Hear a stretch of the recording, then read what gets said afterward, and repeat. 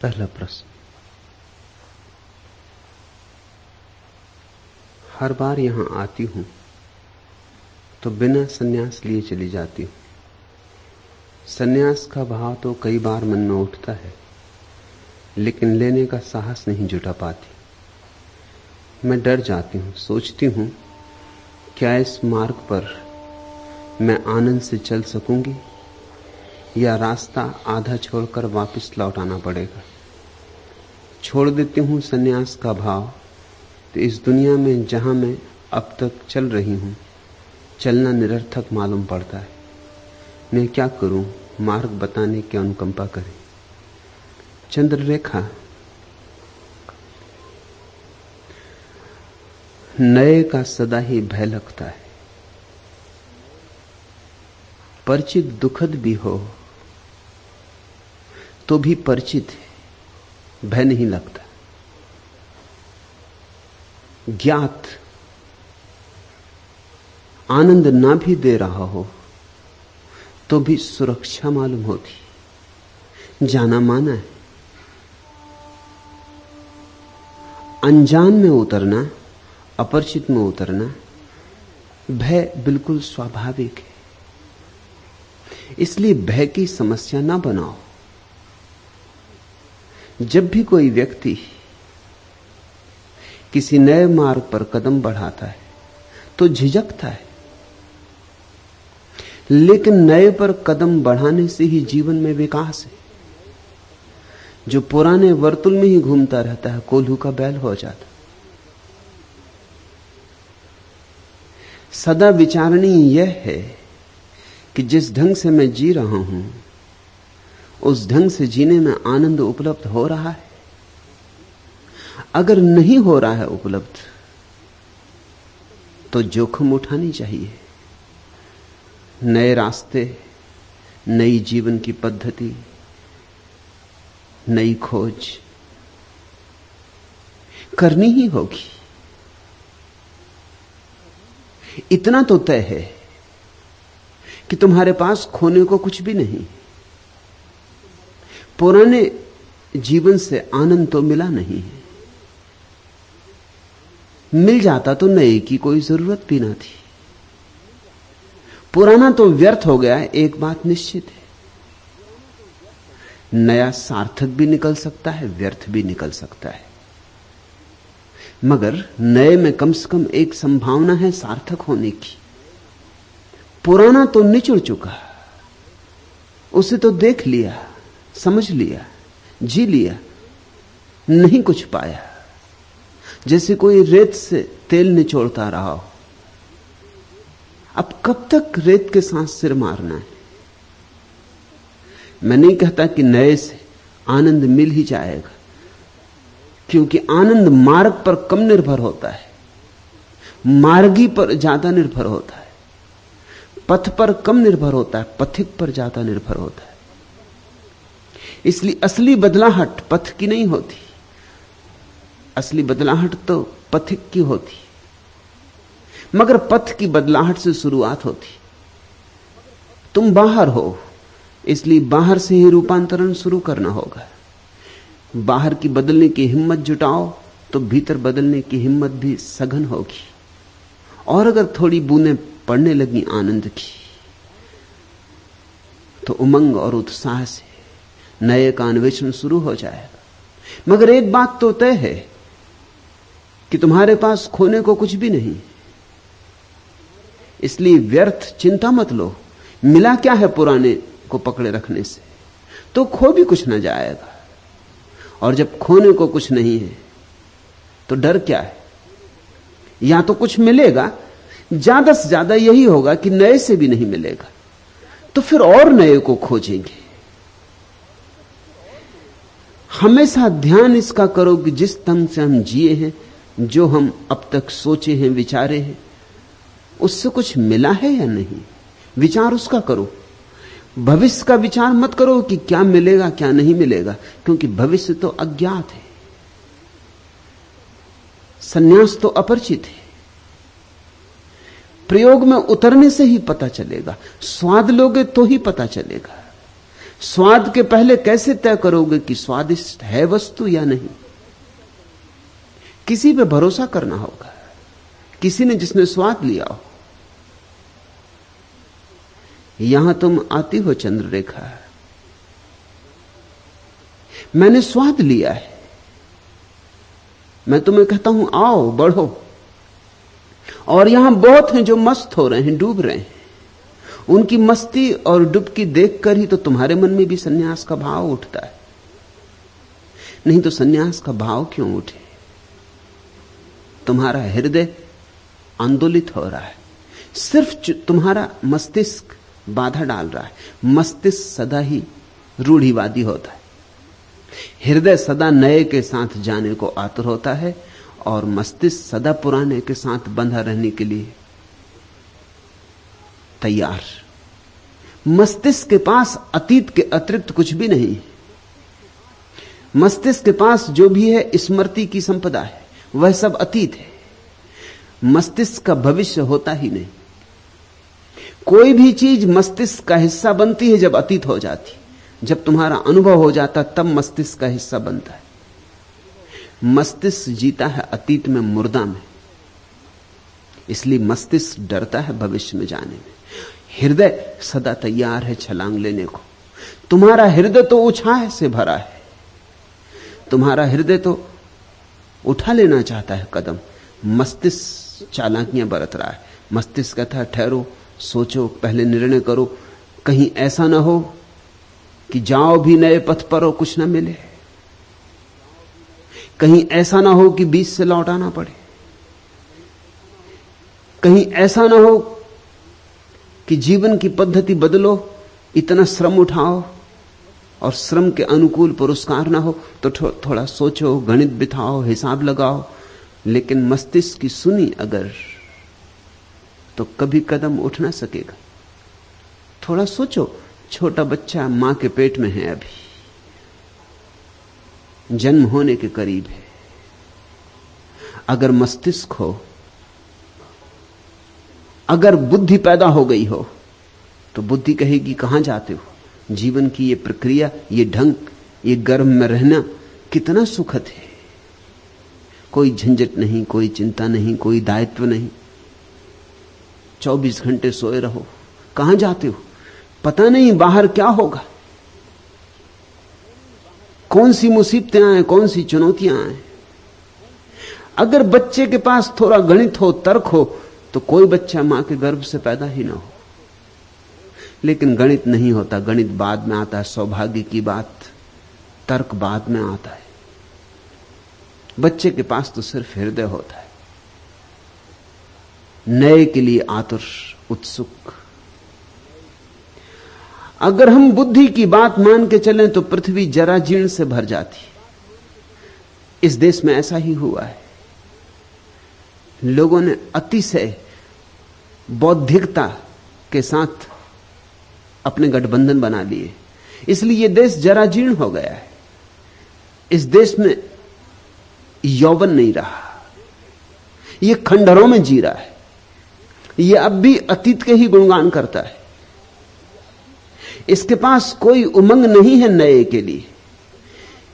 यह गिर गए पीले पत्तों की प्रशंसा करता है, नई जो कौपलें खिलती हैं उनकी तरफ पीठ फेर लेता है। यह पूजता है पत्थरों को, जड़ को, अतीत की लकीरों को। यह लकीर का फकीर हो गया है, और ऐसा ही सारे लोगों का चित्त हो गया है। हिम्मत जुटानी पड़ेगी। और मैं तुमसे इतना कहता हूं कि नए के साथ हारने में भी जीत है, पुराने के साथ जीतने में भी जीत नहीं। पुराने के साथ सुख भी मिले तो ज्यादा से ज्यादा उसका अर्थ सुविधा होती। नए के साथ दुख भी मिले तो भी विकास होता है। नए के साथ पाया गया दुख ही तपश्चर्या है, उसे ही मैं तपश्चर्या कहता हूं। धूल लगा के शरीर पर पोत कर बैठ गए, या कांटों की सैया बना के लेट गए, या उपवास किया, इस सबको मैं तपश्चर्या नहीं कहता, इस सबको तो मैं रुग्ण चित्त की मूढ़ता कहता हूं। तपश्चर्या तो एक है, नए के साथ जाने का साहस, अज्ञात में उतरने की हिम्मत, जैसे छोटा बच्चा मां के गर्भ को छोड़ता है। अभी 2 दिन पहले पास के ही एक वृक्ष पर एक चिड़िया अपने बच्चों को बड़ा कर रही थी। रोज रोज बच्चे बड़े होते चले गए। 2 दिन पहले पहली बार घोंसले से बाहर निकले। जब वे पहली बार घोंसले से बाहर निकले, मैं उनके पास खड़ा था। दोनों बैठ गए शाखा पर, बड़े आश्चर्य विमुक्त, पर तौलते हुए, सोचते विचारते आगे कदम बढ़ाना कि नहीं। अभी तक घोंसले से बाहर नहीं आए थे और उनकी मां दूर वृक्ष पर बैठकर पुकार दे रही है, गुहार दे रही। यही ढंग है बच्चों को बुलाने का, पुकार रही, आवाज दे रही। उसकी आवाज देख के वो फड़फड़ाते, पर मोह घोंसले का, सुरक्षा, और पहले कभी पंख तो खोले नहीं। तो पंख खोलना या नहीं, उड़ पाएंगे हम या नहीं, उनकी दुविधा देखकर नए नए संन्यास लेते व्यक्तियों की दुविधा का मुझे स्मरण आया। ऐसे ही पर तौलते, सोचते, घबराते, पीछे लौट के देखते। लेकिन कब तक मां थी कि पुकारे गई, कि आवाज दिए गई, कि टेर पर टेर। कोई आधा घंटा लगा, धीरे धीरे पंख फड़फड़ाए, थोड़े दूर हटे घोंसले से, उसी वृक्ष पर दूसरी शाखाओं पर बैठे। थोड़ा भरोसा बढ़ा, थोड़े पंख मारे हवा में, फिर लौट आए। थोड़ा और भरोसा बढ़ा, फिर उड़ गए। तब से पता नहीं, 2 दिन से मैं देख रहा हूं रोज, फिर नहीं लौटे। अब क्या लौटना, पड़ा रह गया है घोंसला, पड़े रह गए उसमें 2 अंडे टूटे फूटे। पक्षी भी हिम्मत जुड़ा लेते हैं आकाश में उड़ने की, जो कभी नहीं उड़े, और मनुष्य होकर भी हम हिम्मत नहीं जुटा पाते। मैं तुम्हें पुकार रहा हूं, दूर वृक्ष से टेर दे रहा हूं, ये रोज टेर चल रही है। तुम कहती हो हर बार यहां आती हूं, तो बिना सन्यास लिए चली जाती हूं। सन्यास का भाव तो कई बार मन में उठता है, लेकिन लेने का साहस नहीं जुटा पाती। चंद्ररेखा, थोड़े पर फड़फड़ाओ, थोड़े नए की पुलक से भरो, थोड़ी हिम्मत जुटाओ। पंख तुम्हारे पास है, मैं तुम्हें आकाश से बुलाता हूं, मैं तुम्हें दूर का निमंत्रण दे रहा हूं। ऐसा नहीं कि तुम्हारे पास पंख नहीं, उतने ही पंख हैं जितने मेरे पास, सिर्फ भरोसा नहीं। और भरोसा आए कैसे? उड़ो तो आए। इतना कह सकता हूं कि नए के साथ मिला दुख भी बहुत प्रीतिकर है, और नए में थोड़ा दुख तो मिलेगा। क्या तुम सोचते हो वो जो बच्चे पक्षियों के उड़े, पीड़ा नहीं हुई होगी? हवा के झोंके, रात वर्षा हुई, किसी वृक्ष पर बैठे होंगे बिना घोंसले के, अब पंख भीग गए होंगे, ठिठुरते होंगे सर्दी में, मन में ख्याल भी आता होगा अपना घोंसला अच्छा था, इस किस झंझट में पड़ गए। लेकिन फिर भी आकाश में उड़ने का आनंद ऐसा है कि ये सब कीमतें चुकाई जा सकती, चुकानी ही पड़ती, और जो चुकाता है कीमत वही पाता है। गंध से बोझिल पवन है और फिर चंचल चरण है, कौन सा मौसम लगा है, दर्द भी लगता सगा है। अनमिली स्वर लहरियों के गीत जादू डालते, सारदी मेघों तले मैदान फूल उछालते। आज तो बस में नमन है, गीत से भीगा गगन है, प्राण को किसने ठगा है, दर्द भी लगता सगा है। ओ उदासी की किरण भटकी हुई क्या कह रही है तू, धुंधलके के पार यूं निस्सार क्यों बह रही है तू, धुंधलके के पार यूं निस्सार ही क्यों बह रही तू। प्रीति का कोई वचन है, नित निभाना प्रणय प्रण है, नैन में सपना जगा है, दर्द भी लगता नया है, दर्द भी लगता सगा है। पूर्ण यौवन भार खेतों में लचकती सांधे वेला, बांसुरी के स्वर सरीखा है एक मेरा स्वर अकेला। टेरता मानो विजन है और तन मन में चुभन है, कौन सा मौसम लगा है, दर्द भी लगता सगा है। नए के साथ दर्द भी बहुत सगा है, पुराने के साथ सुविधा भी। सिर्फ धीमी धीमी आत्महत्या है और कुछ भी नहीं। क्या है छोड़ने को, क्या मिट जाएगा, पाया ही कुछ नहीं तो छूटेगा क्या। इसलिए खोजो और तब तक खोजते ही रहो जब तक मिल ना जाए, तब तक कदम ना रुके, तब तक पंख बंद ना हो। चाहे कितना ही भय लगे, पर तौलने ही होंगे, आकाश में उड़ना ही होगा। और चुनौती जग गई है, कब तक झुठलाओगी, कब तक लौट लौट जाओगी।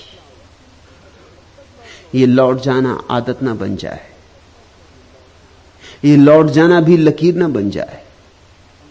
इसके पहले कि ये आदत बन जाए, कुछ करो, कुछ जगो, कुछ साहस जुटाओ।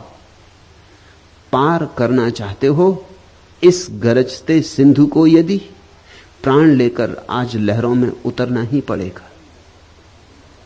यह तरंगें दूर से चलकर तुम्हारे पास आती, उस नए जग के नए संदेश अपने साथ लाती। कूल पर बैठे मनन करते रहोगे और कब तक, हो मुखर उस पार वीणाएं मधुर तुमको बुलाती। चाहते यदि तुम नया जीवन, नया यौवन, नया मन, आज बाहों में उमड़ता सिंधु भरना ही पड़ेगा। तुम नया विश्वास लेकर पग बढ़ाओ आज अपना, तुम नया इतिहास लेकर द्रव उठाओ आज अपना। छूट जाने दो बहुत पीछे पुराने इस गगन को, तुम नया आकाश लेकर जग सजाओ आज अपना। प्राण में यदि हो रहे मुखरित नए निर्माण के स्वर, आज कण कण का नया श्रृंगार करना ही पड़ेगा। यह प्रलय की पीर ही नव सृष्टि का मधुगान होगी, यह तिमिरता ही निशा की सूर्य का वरदान होगी। इस पुरातन जर्जरित युग मूर्ति को अब टूटने दो, जिस शिला पर हाथ रख दोगे वही भगवान होगी। तुम हिमालय के स्वजन हो, सिंधु की गहराई ही क्या, आज पंखों में असीमित व्योम भरना ही पड़ेगा। पार करना चाहते हो इस गरजते सिंधु को यदि, प्राण लेकर आज लहरों में उतरना ही पड़ेगा। उतरो। डूबने का भय लगता है तो भी उतरो। सभी नए तैरना सीखने वालों को डूबने का भय लगता है। जो डूबने के भय से रुक ही गया किनारे पर, वह तो जान ही ना पाएगा आनंद तैरने और तिरने का। और दूर है किनारा दूसरा, और वही है मंजिल। जाना है पार तो ही परमात्मा मिले। सन्यास तो केवल एक छोटी सी नौका है उस पार जाने की। माना दूर धुंधलके में छिपा उस पार का किनारा दिखाई तो पड़ता नहीं, इसलिए किसी आंख वाले से संबंध जोड़ना होता है, इसलिए किन्हीं आंख वालों के पास उठना बैठना होता है, ताकि तुम्हारे भीतर भी सोए हुए स्वर धीरे धीरे सबल हो जाएं, तुम्हारी वीणा पर भी चोट पड़े। चंद्ररेखा इसलिए तू आती रही, इस आने का कुछ अर्थ न रह जाएगा अगर इस रस में न डूबी। तो फिर ऐसा ही होगा, सरोवर तक आए और प्यासे ही लौटते रहे। सरोवर तक आने से प्यास नहीं बुझती। अंजलि बनानी होगी, झुकना होगा, जल भरना होगा, कंठ में उतारना होगा, तो प्राण तृप्त होते। सन्यास झुकने की प्रक्रिया है, अंजुलि बांधने की। दूसरा प्रश्न, तंत्र, वाम मार्ग, अघोरपंथ, नाथपंथ जैसे नामों से लोग क्यों डरते? इन मार्गों का सही विश्लेषण और सम्यक अभ्यास से क्या ऐसी संभावना नहीं है कि लोग फिर से नए आयाम से इन्हें समझें और इनकी निंदा और उपेक्षा न करें? तरु ने पूछा है, और एक नहीं 14 प्रश्न पूछे। मुझे भी गिनती करनी पड़ी, ऐसा उसने कभी किया नहीं।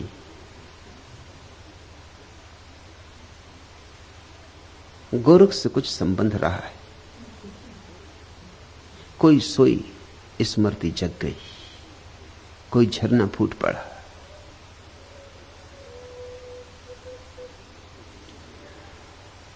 यहां कोई भी नया नहीं, सभी पुराने। न मालूम कितने पथों पर चले, न मालूम किन किन सद्गुरुओं के साथ रहे। मेरे पास आ जाना तुम्हारा आकस्मिक नहीं, चलते रहे हो, खोजते रहे हो, वही खोज तुम्हें यहां ले आई। जो नहीं चले हैं कभी, जिन्होंने कभी खोजा नहीं, उनसे मेरा संबंध भी बहुत मुश्किल से बन पाता है। वे आ भी जाते हैं तो छिटक जाते, आकस्मिक होता उनका आना। उनके आने के पीछे कुछ आधारशिला नहीं होती। जो मेरे पास आके टिक जाते हैं, रुक जाते, और तरु आई है सो टिक ही गई है। उसका अर्थ यही है, उनके प्राणों की कोई गहरी त्रसा तृप्त हो रही है। बहुत बहुत द्वारों से जो खोजा है और नहीं मिल पाया है, उसकी झलक मिलने लगी, मंजिल करीब आ रही। गोरख से कुछ संबंध रहा होगा तरु, कुछ नाता रहा होगा। जैसे कोई पुराना सोया हुआ गीत फूट पड़ा हो, ऐसे उससे प्रश्न फूटे, और सभी प्रश्न सार्थक। कोई भी प्रश्न बौद्धिक नहीं है, पूछने के लिए नहीं पूछा गया है, उठा है। पूछना चाहिए इसलिए कोई सोच सोच के नहीं पूछा गया है। पूछने से नहीं रुक सकी, फिर खुद भी डर गई होगी जब 14 प्रश्न लिखे, तो फिर क्षमा भी मांगी कि मुझ पर नाराज मत होना। इतने प्रश्न, जैसे विवश थी, पूछना ही पड़ा है, न पूछे नहीं बनेगा। उन्हीं 14 में से एक प्रश्न यह, तंत्र, वाम मार्ग, अघोर पंथ, नाथ पंथ जैसे नामों से लोग क्यों डरते? पहली बात, ये सब नाम तंत्र के ही नाम हैं। तंत्र का ही एक नाम वाम मार्ग है। वाम मार्ग का अर्थ होता है बाएं हाथ का रास्ता। तुम्हारे पास 2 हाथ है, एक दायां हाथ है, एक बायां हाथ है। ये 2 हाथ बस 2 हाथ ही नहीं, इनके पीछे बड़े राज छिपे। तुम्हारा दायां हाथ तुम्हारे बाएं मस्तिष्क के खंड से जुड़ा है, उल्टा। तुम्हारा बायां हाथ तुम्हारे दाएं मस्तिष्क के खंड से जुड़ा है। मस्तिष्क 2 खंडों में बटा है। अब तो विज्ञान ने इस पर बड़ी खोज की है, और उस खोज ने बड़े रहस्य प्रकट किए। तुम्हारा दायां मस्तिष्क जो कि बाएं हाथ से जुड़ा है, काव्य का स्रोत है, अनुभूति का, भाव का, कला का, प्रज्ञा का, आनंद, मस्ती, नृत्य, संगीत, उत्सव, कल्पना, जो भी मधुर है, जो भी स्त्रीण है, जो भी सुंदर है, उस सब का जन्म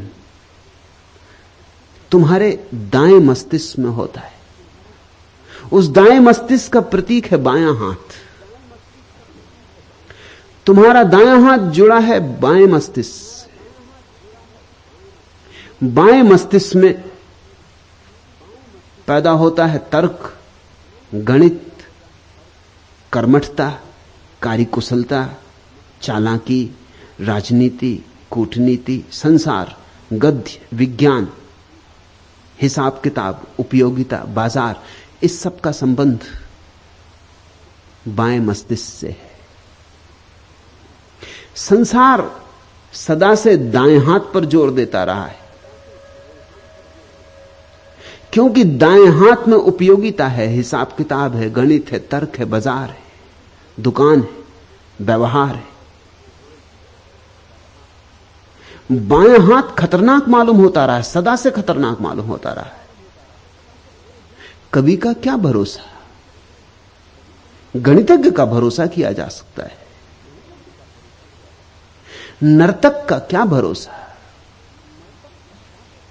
वैज्ञानिक का भरोसा किया जा सकता है। फिर विज्ञान का उपयोग है, नृत्य का क्या उपयोग है? नृत्य तो है स्वांतः सुखाय। ये जो बायां हाथ है, ये तुम्हारे भीतर स्वांतः सुखाय का प्रतीक है। इसका कोई लक्ष्य नहीं, इसकी कोई दिशा नहीं, ये कहीं जा नहीं रहा है। यह तो इसी क्षण में आनंद मस्त मुग्ध होकर जीने की कला है। कविता का क्या मूल्य है? न तो पेट भर सकता है, न तन ढक सकता है, न छप्पर बन सकता है। तो कवियों को हमने थोड़ा बहुत सम्मान दिया है, एक अनुपात में, जैसे सजावट की तरह, लेकिन गैर जरूरी। एक आध आदमी कवि हो जाए समाज में, हम बर्दाश्त करते हैं, लेकिन हम कवियों की जमात बर्दाश्त नहीं करेंगे, क्योंकि कवि किसी काम का नहीं मालूम पड़ेगा। उसकी उपयोगिता क्या है? किसी ने पिकासो को पूछा कि तुम्हारे चित्रों की उपयोगिता क्या है? उसने अपना सिर पीट लिया। उसने कहा, फूलों से नहीं पूछते कि तुम्हारी उपयोगिता क्या है, और कोयल गीत गाती उससे नहीं पूछते तुम्हारी उपयोगिता क्या है, और आकाश तारों से भर जाता तब नहीं पूछते कि तुम्हारी उपयोगिता क्या है। मुझसे ही क्यों पूछते हो? ये कवि और चित्रकार और मूर्तिकार और संगीतज्ञ सदा से कहते रहे, हमारी कोई उपयोगिता नहीं। मगर जीवन उपयोगिता पर ही समाप्त नहीं होता। जीसस का वचन याद करो, man can not live by bread alone. आदमी अकेली रोटी से तो नहीं जी सकता, कुछ और भी चाहिए। रोटी से कुछ ज्यादा चाहिए। रोटी जरूरी है मगर काफी नहीं, आवश्यक है मगर पर्याप्त नहीं। रोटी के बिना कविता नहीं हो सकती, यह सच है, मगर अगर कविता के बिना रोटी हो तो जीवन हुआ ना हुआ बराबर है। रोज पेट भर लिया, जी लिए और मर लिए। अगर जीवन में काव्य ना जगा, गीत ना उठा, वीणा ना बजी, बांसुरी पर संगीत ना खिला, तो क्या सार है? स्वांतः सुखाय रघुनाथ गाथा। जो स्वांतः सुख से भरा है वही उस परम प्रिय के भाव से भी भरता है। इसलिए बायां हाथ सदा से खतरे का सूचक रहा। इसलिए जिनसे भी हम डरते हैं उनको हम वाम मार्गी कहते, जिनसे हम भयभीत होते हैं उनको हम वाम मार्गी कहते। तुम्हें हजारों लोग मिल जाएंगे जो मुझे वाम मार्गी कहते, ठीक ही कहते, मैं वाम मार्गी हूं, क्योंकि मैं तुम्हें स्वांतः सुखाय की कला सिखा रहा हूं।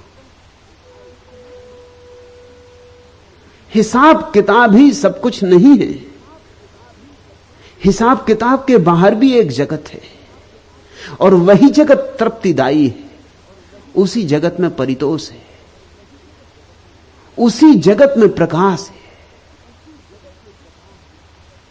जरूरतें पूरी होनी चाहिए, ठीक है, फिर क्या करोगे? जरूरतें पूरी हो जाएंगी, फिर क्या करोगे?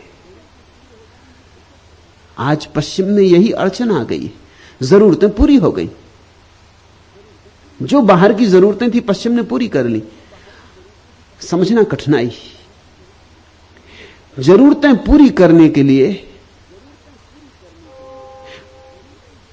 बाएं हाथ से जुड़े हुए दाएं मस्तिष्क का कोई उपयोग नहीं किया। इसलिए पश्चिम ने धर्म को इंकार कर दिया, काव्य को इंकार कर दिया, संगीत को इंकार कर दिया, रहस्य की सारी विधा इंकार कर दी। ठीक गणित, विज्ञान, पदार्थ, ठोस जिसका प्रमाण है, उस पर ही पश्चिम जी रहा है। 300 साल के सतत प्रयोग ने, दाएं हाथ के प्रयोग ने पश्चिम को समृद्ध बना दिया। धन है, दौलत है, मकान है, सुंदर रास्ते हैं, सुस्वादु भोजन है, भरपेट भोजन है, सब जरूरत से ज्यादा है। एक संपन्नता का युग पश्चिम में आ गया।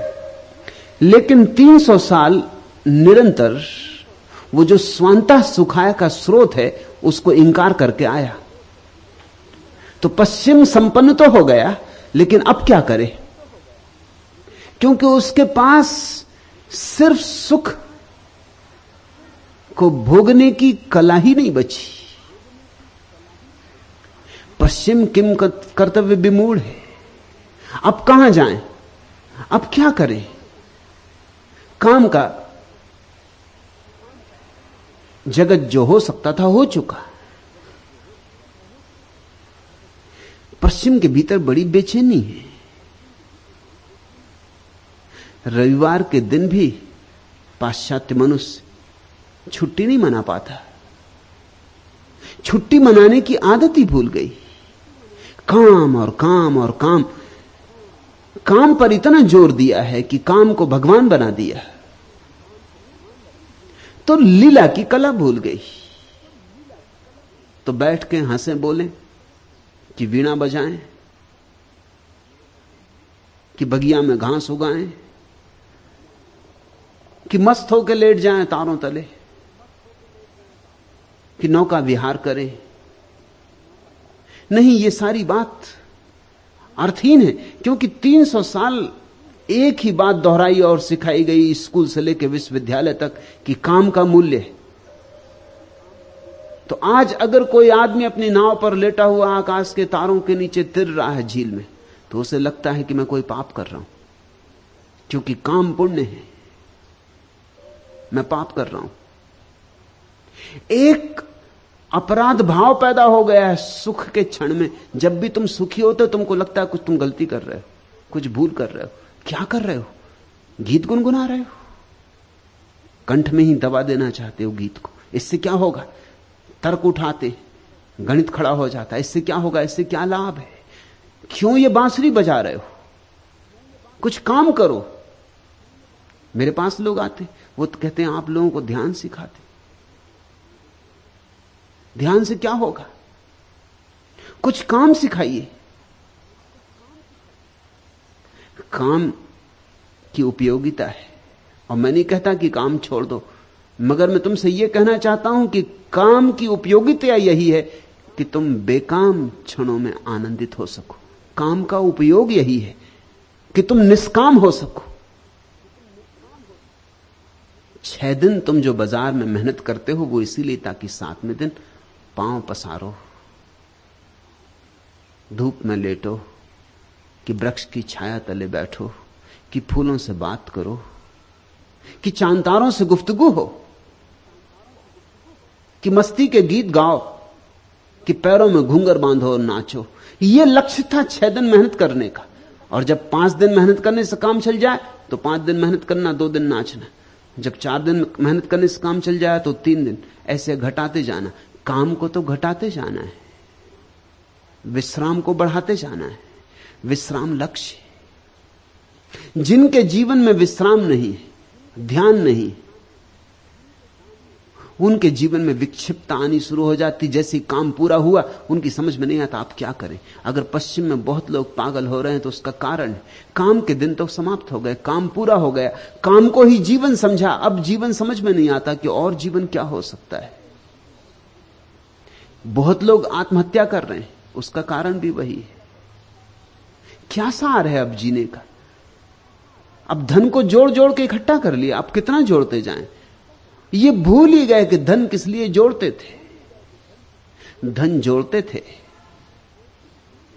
ताकि किसी क्षण विश्राम से बैठेंगे, कोई चिंता ना होगी। वो तो भूल ही गए, क्योंकि धन जोड़ने में मस्तिष्क के एक हिस्से का उपयोग किया, वो हिस्सा तो सक्रिय हो गया, और जिस हिस्से का उपयोग नहीं किया वो धीरे धीरे बिल्कुल धूल धमास से भर गया है।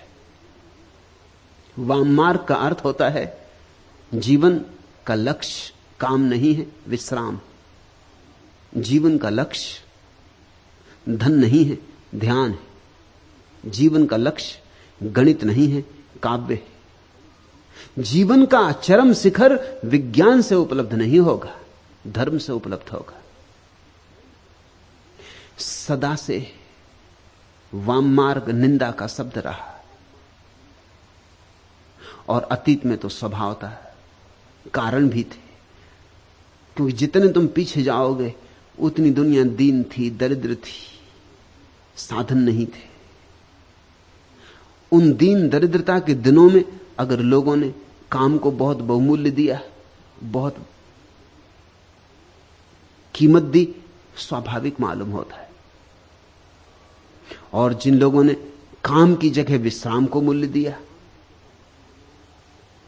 उनसे अगर समाज ने विरोध किया तो कुछ आश्चर्य नहीं। मगर पुरानी आदत अब भी ग्रंथि की तरह बनी रह गई, अब भी हमारे भीतर भय। फिर जो गणित हिसाब किताब वाला मन है, वह सदा से उन सारी चीजों का विरोधी रहा है जिनसे तुम्हारे भीतर सुख उत्पन्न होता है। वो स्वाद का विरोधी तो वो अस्वाद का व्रत सधवाता है। सौंदर्य का विरोधी तो वो कुरूपता को आध्यात्मिक बना लेता है। वह स्वास्थ्य का भी विरोधी, क्योंकि स्वास्थ्य भी शारीरिक सुख है। जर्मनी के एक प्रसिद्ध विचारक काउंट केसरलिंग ने भारत की यात्रा के बाद अपनी डायरी में लिखा कि भारत जाके मुझे यह अनुभव हुआ कि बीमारी में एक आध्यात्मिकता है,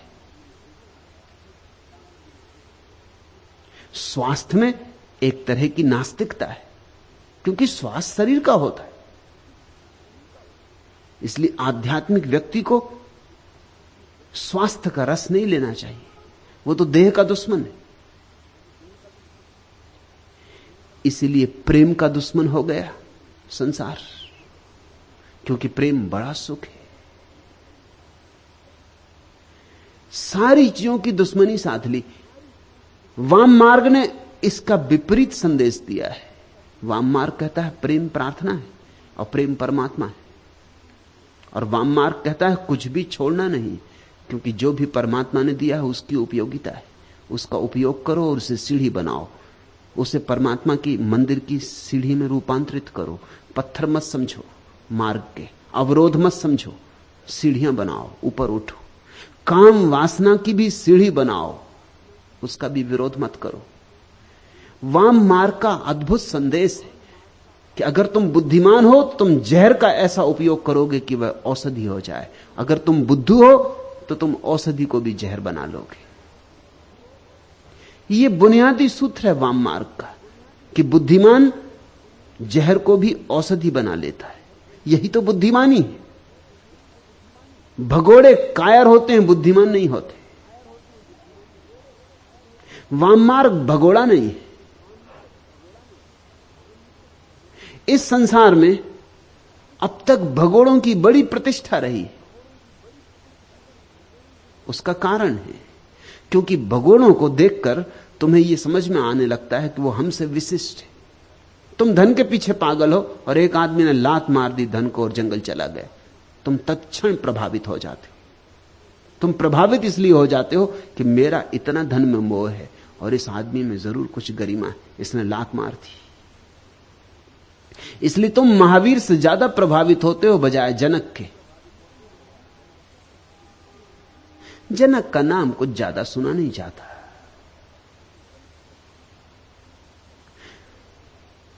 तुम बुद्ध से ज्यादा प्रभावित हो जाते हो क्योंकि वो राजमहल छोड़ के जाते। तुम कृष्ण की अगर प्रशंसा भी करते हो तो थोड़े दबे दबे कंठ से, थोड़े डरे डरे, थोड़े भयभीत। अगर लोग कृष्ण की प्रशंसा भी करते हैं तो गीता वाले कृष्ण की करते हैं। पूरे कृष्ण को स्वीकार करने की हिम्मत बहुत कम लोगों की है, क्योंकि कृष्ण तो तुम्हारे जैसे ही मालूम पड़ते हैं, बल्कि तुमसे भी आगे बढ़े हुए।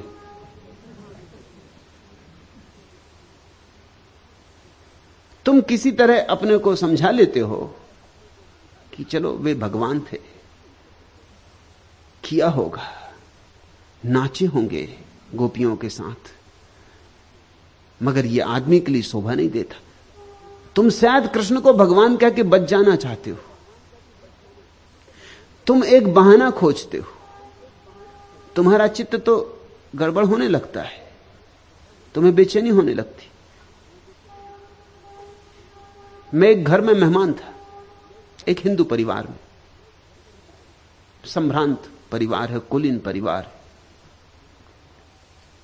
कोई 10-12 साल पहले की बात।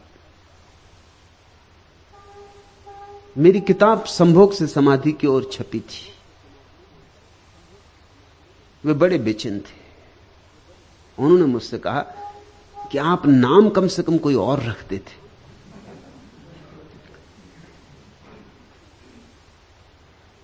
क्योंकि किताब तो जब कोई पढ़ेगा तब जानेगा कि क्या है उसमें, मगर ये नाम बड़ा खतरनाक है। आप नाम कुछ और रखते थे। फिर जो पहला संस्करण था उस पर खजुराहो की मूर्तियों का चित्र छपा था कवर पर, और कहने लगे कि ये भी आपको क्या सूझा। अगर नाम भी ये था तो भी अगर बुद्ध को ध्यान की अवस्था में बैठा हुआ बताया होता कवर पर तो भी चल जाता। खजुराहो की मूर्तियां, किताब तो कोई पीछे पड़ेगा। ये सब देख के तो बड़ी बेचैनी हो जाएगी। मैं उनके बैठक खाने में बैठा था। मैंने कहा दीवार पर देखो, वहां एक बड़ी तस्वीर टांग रखी थी उन्हें कृष्ण की, जिसमें उन्होंने वस्त्र चुरा लिए, नग्न स्त्रियों के जो नदी में नहा रही और झाड़ पे बैठे। मैंने कहा इसको तुम बैठक खाने में लगाए हो? उन्होंने ऊपर देखा, एक क्षण को तो रुक गए। शायद उन्होंने कभी इस तरह सोचा नहीं था।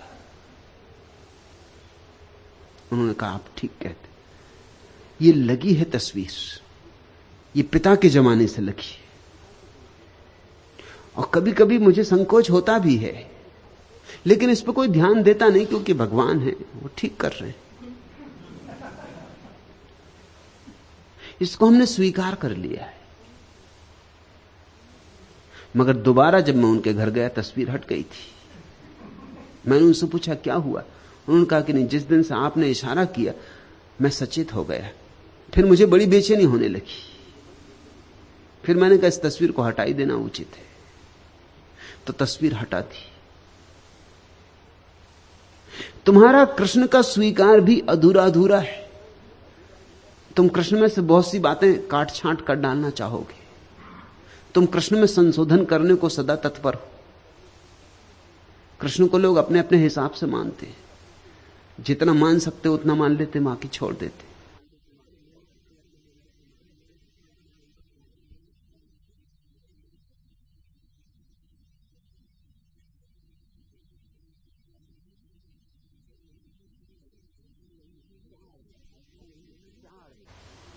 क्या अड़चन है? अड़चन यही है कि महावीर तो तुम्हें साफ अपने से विपरीत जाते मालूम पड़ते। तुम सम्मान दे सकते हो क्योंकि तुम्हें मालूम अपने लोभ का, अपने काम का, अपने क्रोध का, अपनी लिप्सा का तुम्हें पता है, और ये उसको छोड़ के जा रहे हैं। विशिष्ट हैं, अब कोई प्रमाण की जरूरत नहीं। लेकिन कृष्ण ये वहीं खड़े, उसी संसार में जहां तुम खड़े हो, कृष्ण को पहचानने के लिए बड़ी गहरी आंख चाहिए। महावीर को पहचानना अंधे के भी बस की बात है, कोई अड़चन नहीं। अंधा भी पहचान लेगा कि ठीक सब छोड़ के चले गए, लेकिन कृष्ण को पहचानने के लिए तो जब तक भीतर की आंख न खुली हो तब तक पहचान मुश्किल है, क्योंकि वो वहीं खड़े। भेद तो कुछ भी नहीं, ऊपर से भेद नहीं है, भीतर से भेद है। तो जब तक भीतर देखने की क्षमता ना हो तब तक तुम कृष्ण को ना समझ पाओगे। कृष्ण वाम मार्गी, इसलिए जैनों ने कृष्ण को नरक में डाला है, अपने पुराणों में नरक में डाल दिया है। वाम मार्गी, और क्या वाम मार्ग होगा? जीवन का सहज स्वीकार, उत्साहपूर्वक स्वीकार, स्वागतपूर्ण स्वीकार, जीवन को उसकी समग्र विधा में जीने की क्षमता, साहस। जीवन में कुछ भी बुरा नहीं, अगर कांटे भी हैं तो फूल की रक्षा के लिए तत्पर है। इसलिए जीवन में जो भी है सुंदर है, और अगर किसी चीज का सौंदर्य हमें दिखाई नहीं पड़ा है तो हमारी कहीं भूल चूक हो रही। परमात्मा असुंदर बना कैसे सकता है? परमात्मा ही प्रकट हुआ है सारे रूपों में, काम में भी राम ही छिपा है। इतना साहस बहुत कम लोग जुटा पाते, इतनी दृष्टि भी नहीं होती। इसलिए तरु, तंत्र, वाममार्ग, अघोरपंथ, नाथपंथ जैसे नामों से लोग डरने लगे। इसलिए क्योंकि ये तुम्हारी व्यवस्थित रूढ़ी को छिन्न भिन्न कर देते। ये प्यारे नाम गालियां बन गए। किसी को वाममार्गी लोग कह देते हैं, बस खत्म हो गया मामला। फला आदमी वाममार्गी, मतलब तुमने उसका खंडन कर दिया, अब और खंडन करने की जरूरत नहीं।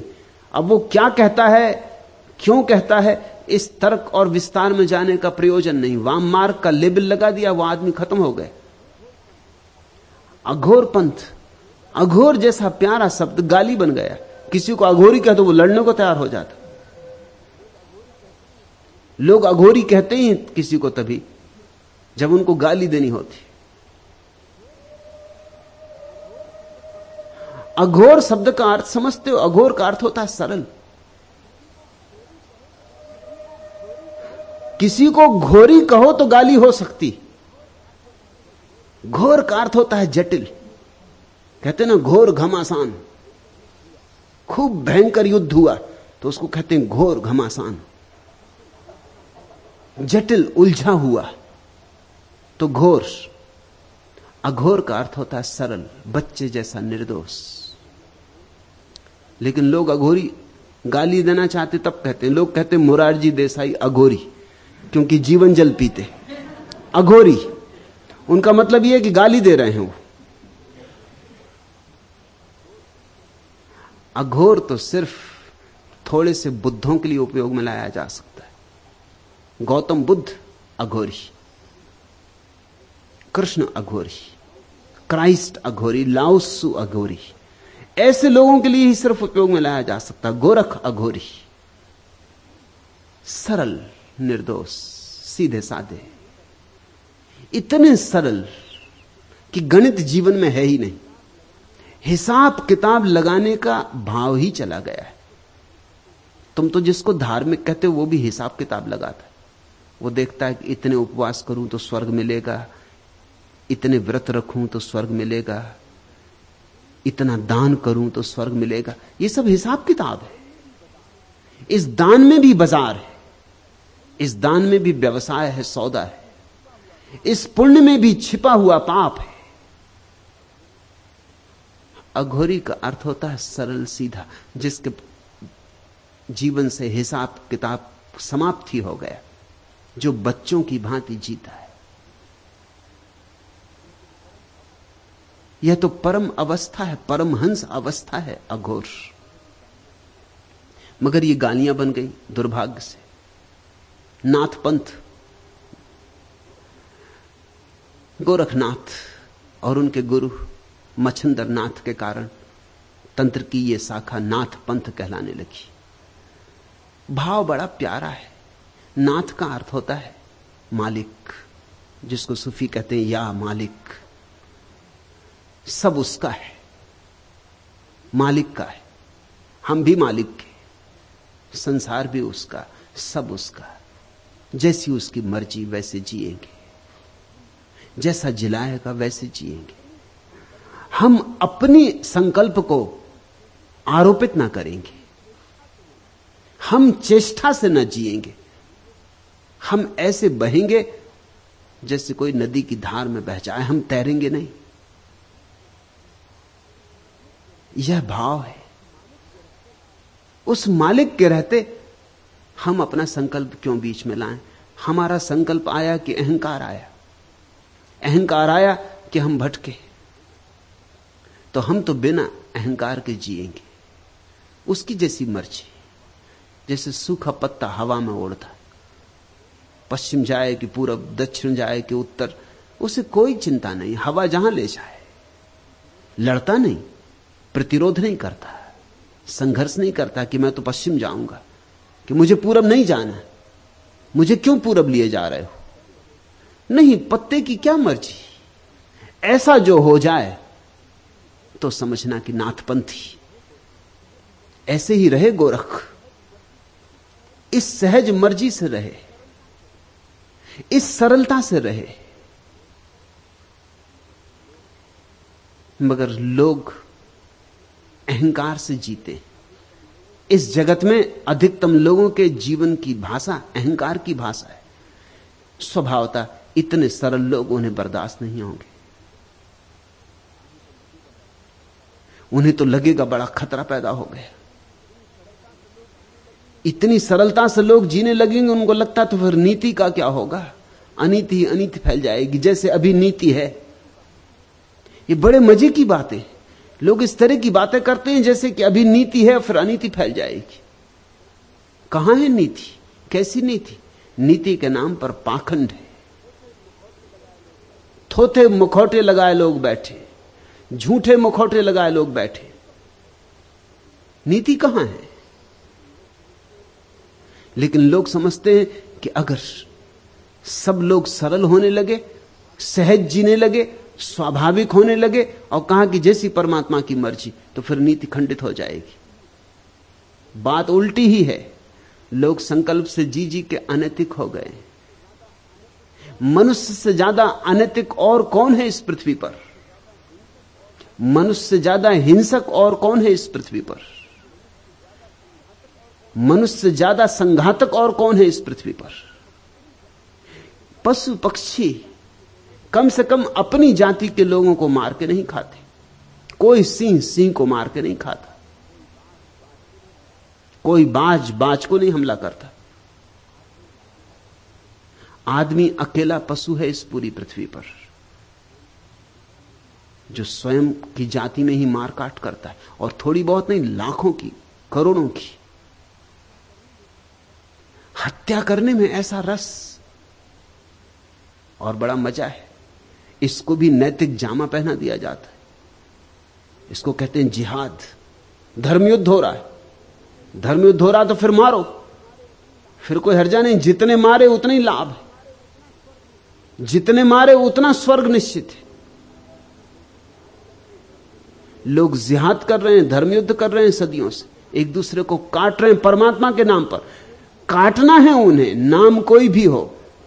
कभी राजनीति के नाम पे काटते, कभी धर्म के नाम पे काटते, कभी सिद्धांत के नाम पर, कभी शास्त्र के नाम पर। ये सब बहाने। काटना लक्ष्य है, बिना काटे मन नहीं मानता। ये कैसा मनुष्य हमने पैदा किया है? ये कैसा रुग्ण चित्त मनुष्य हमने पैदा किया है? काम वासना से जल रहे हैं लोग। उनके भीतर काम वासना के सिवाय और कुछ भी नहीं भरा है। दबा दबा के बैठ गए। इसलिए जब भी कोई कहता है काम वासना को सहजता से स्वीकार करो, वह भी प्रभु की देन है, तो उनके भीतर बहुत घबराहट हो जाती, क्योंकि वो जानते हैं अगर उन्होंने सहजता से स्वीकार किया तो सब गड़बड़ हो जाएगा। वो इतना दबा के बैठ गए हैं कि करीब करीब एक ज्वालामुखी उनके नीचे जल रहा है। अब वो सहजता से कैसे स्वीकार करें? ऐसा ही समझो कि कोई आदमी जिंदगी भर उपवास करता रहा है, भूखा मरता रहा है, और तुम उससे कहो कि भाई भूख को सहज स्वीकार करो, जब भूख लगे तो भोजन कर लो, एकदम घबरा जाएगा। वो कहेगा अगर मैंने सहजता से स्वीकार किया तो मैं चौके से कभी बाहर निकलूंगा ही नहीं, क्योंकि मैं जानता हूं अपने को कि 24 घंटे में भोजन की ही सोचता हूं। उपवासी आदमी सोचते ही 24 घंटे भोजन की, तो फिर तो मैं निकल ही ना सकूंगा चौके से, फिर तो मुझे वहीं बैठा रहना पड़ेगा। हालांकि तुम हैरान होगे कि ये क्या कह रहे हो तुम, जो लोग भोजन करते हैं वो चौके में नहीं बैठे रहते 24 घंटे, मगर तुम उस आदमी की बात भी समझो, वो भी बेचारा ठीक कह रहा है। वो 24 घंटे भोजन की ही सोचता है, उपवास करने वाला सोचते ही भोजन की है। इसलिए मेरे जैसे व्यक्ति जब जीवन को सरल करने की बात करते हैं तो बड़ी बेचैनी फैल जाती, बड़ी घबराहट फैल जाती। यहां दमित प्रकार के लोग कभी कभी आ जाते, उनको बहुत घबराहट हो जाती, क्योंकि वो जानते अगर मैं जो कह रहा हूं वह ठीक है तो उनके भीतर दबे हुए रोग एकदम से प्रकट हो जाएंगे, जिंदगी भर दबाए रोग एकदम से प्रकट हो जाएंगे, वो विक्षिप्त हो जाएंगे, वो नहीं बर्दाश्त कर सकेंगे। इस घबराहट से बचने के लिए वो मेरे विपरीत हो जाते, मेरे विरोधी हो जाते। मेरे विरोधी होने में कारण मैं जो कह रहा हूं उसका सत्य इतना खतरनाक उन्हें मालूम होता है। खतरनाक इसलिए नहीं मालूम होता कि सत्य खतरनाक है, खतरनाक इसलिए मालूम होता है कि अब तक वे इतने असत्य में जिए और अब उस असत्य को छोड़ने में बड़ी मुश्किल मालूम होती, और वो छूटेगा तो जीवन भर का जो बांध था वो टूट जाएगा। उनके जीवन में संयम नहीं है, संयम का सिर्फ थोथा आग्रह। जो आदमी वस्तुतः संयमी है, जिसने वस्तुतः जागृत होकर सम्यक रूपेण अपनी काम वासना का अतिक्रमण किया है, उसे कुछ भी अंतर ना पड़ेगा, उसे मेरी बात में जरा भी कुछ विरोध ना दिखाई पड़ेगा। जिसको मेरी बात में विरोध दिखाई पड़ता है वो केवल खबर दे रहा है अपने रुग्ण चित्त की, मगर वो सोचता है कि वो मेरे खिलाफ कुछ कह रहा है। फ्रायड के खिलाफ बड़ा प्रचार हुआ सारी दुनिया में, लेकिन फ्रायड जीवन के सीधे साधे सत्यों की बात कर रहा था। फ्रायड वाममार्गी, फ्रायड ने दबाए हुए मनोवेगों को पुनः गतिमान करो इसका संदेश दिया। सारी दुनिया में विरोध हुआ, सारे धर्मों ने विरोध किया। विरोध इसलिए किया कि तुम्हारे नीचे की जमीन खिसक गई, तुम सब गलत हो जाओगे अगर फ्रायड सही है। और यही उचित है कि तुम अपने को ही सही सिद्ध करते रहो, फिर तुम्हारी भीड़ है, भीड़ तुम्हारे साथ है। सत्य सदा अकेला है, असत्य बहुत प्राचीन है, भीड़ उनके साथ राजी है। भीड़ ने इतने दिन तक उनके साथ दिया है।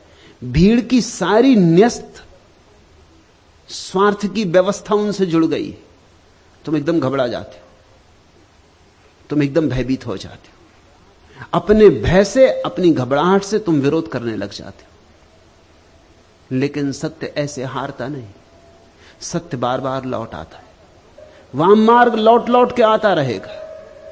तंत्र की बार बार घोषणा होगी जब तक कि मनुष्य सहज नहीं हो जाता। जिस दिन मनुष्य सहज हो जाएगा उस दिन तंत्र की कोई जरूरत न रह जाएगी। तंत्र सिर्फ औषधि है। वाम मार्ग, वो जो उल्टे चल पड़े हैं लोग, उनको रास्ते पे लाने के लिए सिर्फ एक उपाय है। जो रास्ते पे आ गया वो ना तो दाएं का होता ना बाएं का होता, दाएं बाएं दोनों उसके होते, वो किसी का नहीं होता। उसकी अवस्था अतिक्रमण की होती, वो दोनों के पार चला गया होता है। पूछा तूने तंत्र, वाम मार्ग, अघोर पंथ, नाथ पंथ जैसे नामों से लोग क्यों डरते? डरने का कारण है तुम इतनी बारूद लिए बैठे हो अपने भीतर की जरा सी चिंगारी सत्य की जाएगी, विस्फोट हो जाएगा। तुम चिंगारी से डरोगे नहीं तो क्या करोगे? जब तुम अपनी बारूद को गिराने को राजी हो जाओगे तब तुम्हें चिंगारी से कोई भय न रह जाएगा।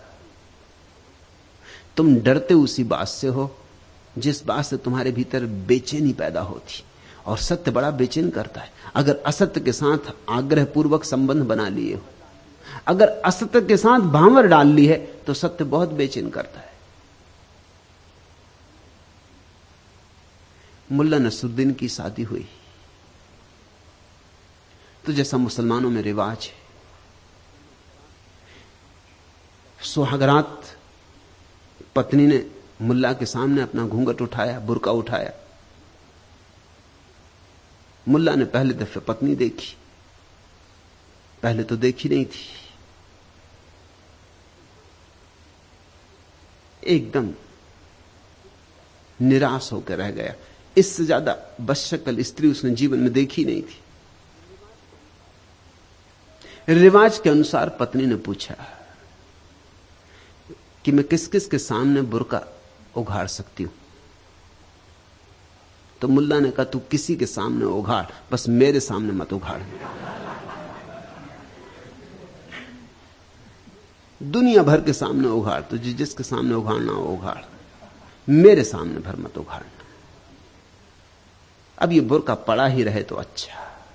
ये जो कुरूपता है, इससे घबराहट पैदा होती। तुम अपने पर बुर्का डाले हो, तुम उघाड़ते नहीं। जो भी तुम्हारे बुर्के उघाड़ देता है, तुम्हारी गंदगी दिखा देता है, उससे ही तुम नाराज हो जाते हो। जो भी तुम्हारे भीतर का कूड़ा करकट दिखा देता है, उससे ही तुम नाराज हो जाते हो। और सदगुरु को दिखाना ही होगा तुम्हारे भीतर का कूड़ा करकट, क्योंकि देखोगे नहीं तो उससे मुक्त कैसे होगे। तुम्हारे भीतर की व्यर्थता जो तुम संग्रहित करके बैठे हो, जिसकी छाती पे सवार हो, अगर उससे तुम्हारा छुटकारा ना होगा तो तुम उसी में डूबोगे, उसी में डूबोगे। वही तुम्हें डुबाने का कारण हो जाए। तुमने छाती पे पत्थर बांध रखे, उन पत्थरों को हटाना ही होगा। हालांकि तुम सोचते हो वो पारस पत्थर है, वही तुम्हें डुबा रहे हैं। जब भी सत्य की नवीन उद्घोषणा होती है तो असत्य ने जो इतने जाल फैला रखे, सब तरफ बेचैनी की लहर हो जाती। सत्य की गर्दन काट दो, सत्य को जहर पिला दो, सत्य की वाणी बंद कर दो, इसकी सब तरह की चेष्टाएं शुरू हो जाती। और इसमें नाराज होने की कोई बात नहीं, यह बिल्कुल स्वाभाविक है। करुणा की ही बात है, दया की ही बात है। बुद्ध ने अपने शिष्यों को कहा था कि तुम जिन लोगों को समझाने जाओगे वही तुम्हें मारेंगे। तुम अनुकंपा से सत्य देने जाओगे, वही तुम पर पत्थर फेंकेंगे। तो नाराज मत होना, उनकी भी मजबूरी है। वे भी क्या करें? सदियों सदियों तक उन्होंने जो सत्य माना था, तुम उसे तोड़ने आ गए। तुम उनका भवन हिलाने लगे, इसी भवन को उन्होंने अपनी सुरक्षा समझा था, तुम उनकी दीवारें गिराने लगे। तुम उनके बुर्के उठा के उनकी कुरूपता दिखाने लगे, वो नाराज होंगे। एक शिष्य जाता था पूर्ण यात्रा पर बुद्ध का संदेश लेकर। बुद्ध ने पूछा, तू कहां जाएगा? बिहार का एक हिस्सा था सूखा। उसने कहा कि सूखा अब तक कोई भिक्षु नहीं गया, मैं वहां जाऊंगा। बुद्ध ने कहा, वहां तू ना जा तो अच्छा, उस इलाके के लोग बड़े खतरनाक हैं, इसलिए अब तक कोई भिक्षु वहां गया नहीं। वे तुझे गालियां देंगे तो तुझे क्या होगा? तो पूर्ण ने कहा, वो मुझे गालियां देंगे तो मैं अपने को धन्यभागी समझूंगा कि सिर्फ गालियां देते हैं, मारते नहीं। बुद्ध ने कहा, और अगर उन्होंने तुझे मारा फिर तुझे क्या होगा पूर्ण? तो पूर्ण ने कहा कि मैं धन्यभागी समझूंगा अपने को कि मारते ही हैं, मार नहीं डालते हैं।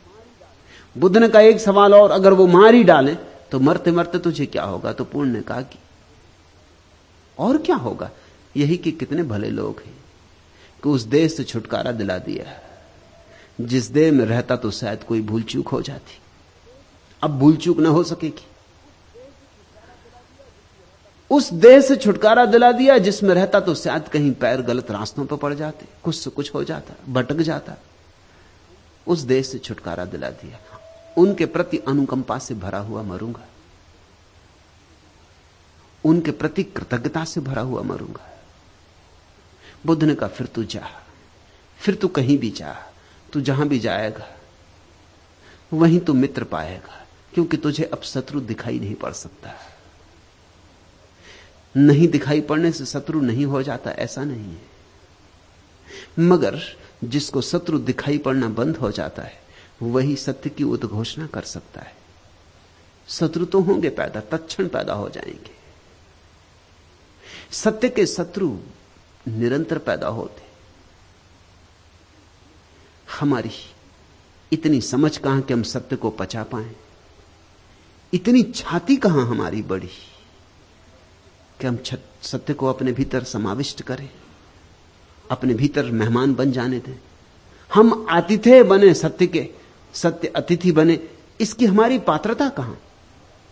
इसलिए निरंतर यह होता रहा, निंदा होती रही, उपेक्षा होती रही, मगर सत्य अपनी उद्घोषणा बार बार करता रहा है। और मैं तुमसे कहता हूं कि सत्य आता है मस्तिष्क के दाएं हिस्से से, जो बाएं हाथ से जुड़ा है। हिसाब किताब आता है मस्तिष्क के बाएं हिस्से से, जो दाएं हाथ से जुड़ा है। हिसाब किताब वाला आदमी कविता के प्रति कभी भी राजी नहीं होता। धन दौलत को मूल्य समझने वाला व्यक्ति ध्यान का मूल्य नहीं समझ पाता। और दुकान ही जिसे सब कुछ है वह मंदिर का नहीं हो पाता। और अगर मंदिर में चला भी जाए तो मंदिर भी उसके साथ ही भ्रष्ट हो जाता है।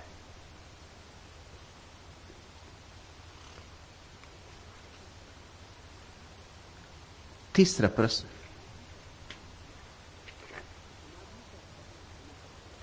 समाधि का पहला अनुभव कैसा होता है?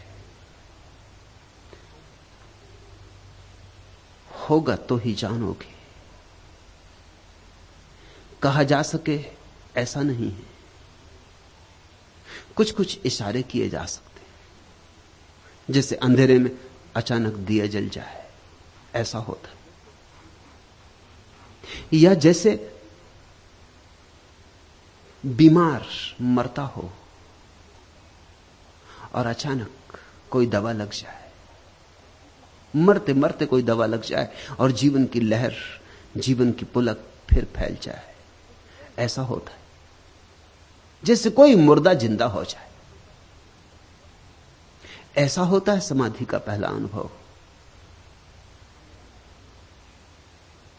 अमृत का अनुभव है,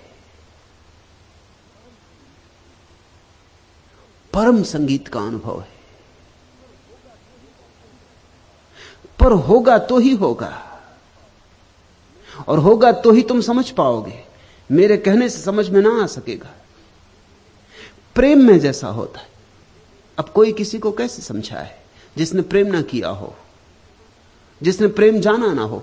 उसके सामने तुम कितना लाख सिर पटको, कितनी व्याख्या करो, सुन लेगा सब, मगर फिर भी पूछेगा कि मेरी कुछ समझ में नहीं आया, कुछ और थोड़ी व्याख्या करिए। ऐसा ही जैसा अंधे को तुम प्रकाश समझाओ या बहरे को नाद समझाओ, नहीं समझ में आ सकेगा। जिसके नासापुट खराब हो गए और जिसे गंध नहीं आती, उसे गंध का कोई अनुभव कैसे बताओगे? अनुभव कभी भी शब्दों में बांधे नहीं जा सकते, लेकिन कुछ इशारे किए जा सकते। गीत प्राणों में जगे पर भावना में बह गए। एक थी मन की कसक जो साधनाओं में ढली, कल्पनाओं में पली। पंथ था मुझको अपरिचित, मैं नहीं अब तक चली प्रेम की सकरी गली। बढ़ गए पग किंतु सहसा और मन भी बढ़ गया। लोक लीकों के सभी भ्रम एक पल में ढह गए। गीत प्राणों में जगे पर भावना में बह गए। वह मधुर बेला प्रतीक्षा की मधुर अनुहार थी, मैं चकित साभार थी। कह नहीं सकती हृदय की जीत थी या हार थी, वेदना सुकुमार थी। मौन तो वाणी रही पर वेद मन का खुल गया। जो न कहना चाहती थी ये नैन सब कह गए। गीत प्राणों में जगे पर भावना में बह गए। कल्पना जिसकी संजोई सामने ही पा गई, वह घड़ी भी आ गई। छवि अनोखी थी, हृदय पे छा गई, मन भा गई, देखते शर्मा गई। कर सकी मनुहार भी कब, मैं स्वयं में खो गई। और अब तो प्राण मेरे कुछ ठगे से रह गए। गीत प्राणों में जगे पर भावना में बह गए। जैसे अचानक तुम्हारे हृदय में एक गीत जगे, जैसे अचानक अनायास अकारण तुम्हारे भीतर एक रस का झरना फूट पड़े। पंथ था मुझको अपरिचित, मैं नहीं अब तक चली प्रेम की सकरी गली, और अचानक प्रेम जग जाए। ऐसा अनुभव है समाधि का प्रथम। जैसे पतझड़ थी और अचानक वसंत आ जाए, और जहां रूखे सूखे वृक्ष खड़े थे हरे हो जाएं, लद जाएं पत्तों से, फूल खिल जाएं। ऐसा अनुभव है समाधि का प्रथम। बढ़ गए पग किंतु सहसा, और जिसके भीतर प्रेम जगा, या जिसके भीतर प्रकाश जगा, या जिसे नाद सुनाई पड़ा, फिर उसके पैर सहसा बढ़ जाते, फिर भय नहीं पकड़ता। जिसके भीतर प्रेम जगा वो सब भय छोड़ देता। इसलिए तो गणित हिसाब बिठाने वाले लोग कहते हैं प्रेम अंधा होता, कि जहां आंख वाले जाने से डरते हैं वहां प्रेमी चला जाता। जहां आंख वाले कहते हैं सावधान सावधान बचो, झंझट में पड़ोगे, वहां प्रेमी नाचता और गीत गुनगुनाता प्रवेश कर जाता। इसलिए समझदार प्रेमी को अंधा कहते, असलियत उल्टी ही है। समझदारों के सिवाय कोई और अंधा नहीं। प्रेमी के पास ही आंख होती। अगर प्रेम आंख नहीं है तो फिर और आंख कहां होगी। पंथ था मुझको अपरिचित, मैं नहीं अब तक चली प्रेम की सकरी गली। बढ़ गए पग किंतु सहसा, और मन भी बढ़ गया। लोक लीकों के सभी भ्रम एक पल में ढह गए। ऐसा है समाधि का पहला अनुभव। अब तक की सारी धारणाएं, अब तक के सारे पक्षपात, अब तक के सारे सिद्धांत शास्त्र ऐसे बह जाएंगे जैसे वर्षा का पहला पूर आया नदी में और सब कूड़ा करकट किनारों का ले गया, सब बह गया। वह मधुर बेला प्रतीक्षा की मधुर अनुहार थी, मैं चकित साभार थी। हां, चकित होकर रह जाओगे खड़े, सोच ना सकोगे क्या हो रहा है, विचार बंद हो जाएंगे, सोचने का अवसर नहीं है, सोचने के पार कुछ घट रहा है। वह मधुर बेला प्रतीक्षा की मधुर अनुहार थी, मैं चकित साभार थी। कह नहीं सकती हृदय की जीत थी या हार थी। कहना कठिन है कौन जीता कौन हारा, क्योंकि वहां दो नहीं। इसलिए जीत कहो तो ठीक, हार कहो तो ठीक। एक अर्थ में हार है क्योंकि मिट गए, दूसरे अर्थ में जीत है क्योंकि परमात्मा हो गए। एक अर्थ में हार है बूंद की कि बूंद मिट गई, दूसरे अर्थ में जीत है कि बूंद सागर हो गई।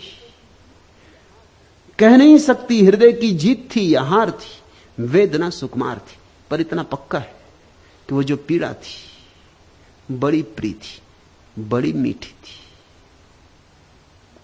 कहा नहीं गोरख ने, मरण है मीठा, तिस मरनी मरो, जिस मरनी गोरख मरी दीठा। बड़ी मीठी प्रीति, बड़ी मीठी प्रीतिकर मृत्यु है।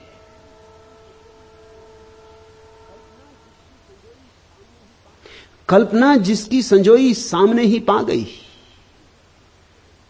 सच तो यह, तुमने जितनी कल्पनाएं संजोई हैं सब छोटी पड़ जाती हैं सत्य के समक्ष। तुमने जो मांगा था उससे बहुत ज्यादा मिलता है जब मिलता है, छप्पड़ तोड़कर मिलता है। वह घड़ी भी आ गई जिसका भरोसा भी नहीं होता था कि आ जाएगी, घड़ी आती।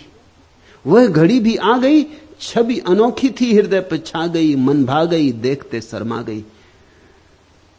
भरोसा नहीं आता कि मेरी ऐसी पात्रता, कि प्यारा मिलेगा, कि प्रीतम से मिलन होगा।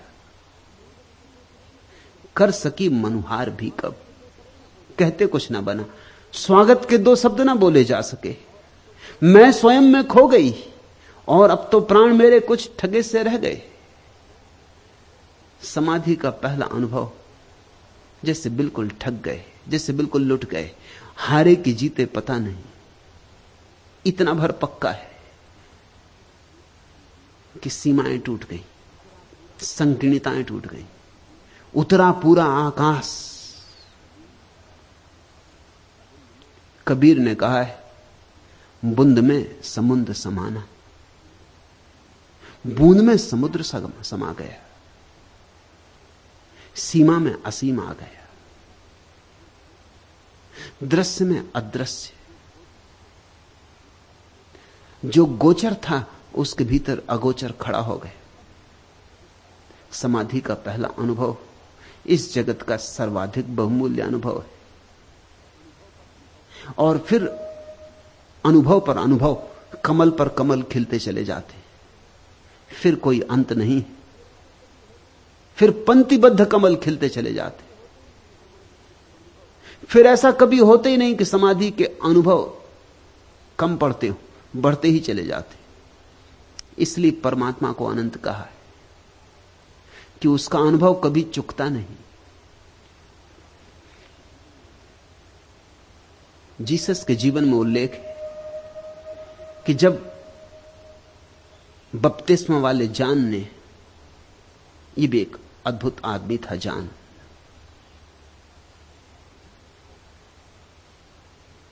जीसस को दीक्षा दी। जीसस के गुरु थे जान। जोर्दन नदी में जीसस को ले जाकर जब उन्होंने जल से दीक्षा दी तो बड़ी भीड़ इकट्ठी हो गई थी, क्योंकि जान कह रहा था कि जिस आदमी के लिए दीक्षा देने को मैं रुका हूं वो आया, अब आया, अब आया, आने ही वाला है। तो बहुत भीड़ इकट्ठी हो गई थी उस आदमी को देखने। और जब जीसस आए तो जान ने कहा, आ गया ये आदमी, इसी को दीक्षा देने के लिए मैं रुका था, मेरा काम अब पूरा हो गया, अब ये संभालेगा, मैं बूढ़ा भी हो चुका हूं। जब जीसस को दीक्षा दी जोर्दन नदी में तो कहानी बड़ी प्रीतिकर बात कहती है। ये प्रतीक है कि एक सफेद कबूतर अचानक आकाश से उतरा और जीसस में समा गया। ये तो प्रतीक है। सफेद कबूतर शांति का प्रतीक है। कोई वस्तुतः कबूतर आकाश से उतर के जीसस में नहीं समा गया, लेकिन जरूर कोई सफेदी अचानक आकाश से उतरती हुई अनुभव हुई होगी बहुत लोगों को, जैसे बिजली कौंध गई हो, जिनके पास जरा सी भी आंख थी, और आंख वाले लोग ही इकट्ठे हुए होंगे। किसको पड़ी जान जोर्दन नदी में जीसस को दीक्षा दे रहा, किसको पड़ी?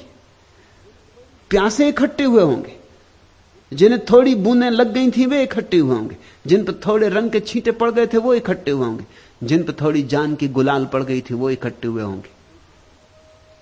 देखा होगा एक ज्योतिर्पुंज जैसे उतरा आकाश से और जीसस में समा गया, और जान ने तत्क्षण कहा कि मेरा काम पूरा हुआ, जिसके लिए मैं प्रतीक्षा कर रहा था वह आ गया, अब मैं विदा हो सकता हूं। वह समाधि का पहला अनुभव था जीसस के लिए। समाधि का जब पहला अनुभव किसी को होता है तो उसे तो होता ही है, उसके आसपास भी भनक पड़ जाती।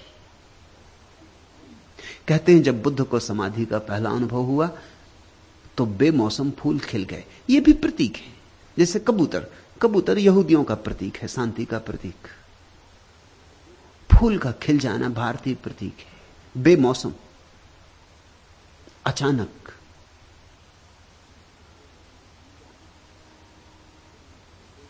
जब भी किसी को समाधि फलती है, बेमौसम का फूल है समाधि, क्योंकि इस पृथ्वी पर मौसम ही कहां है समाधि के खिलने के लिए।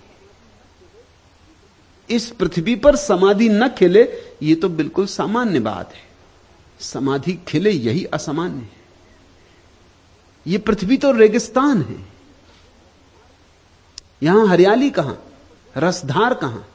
जब कभी उतर आती है तो बेमौसम का फूल है, नहीं होना था और हुआ।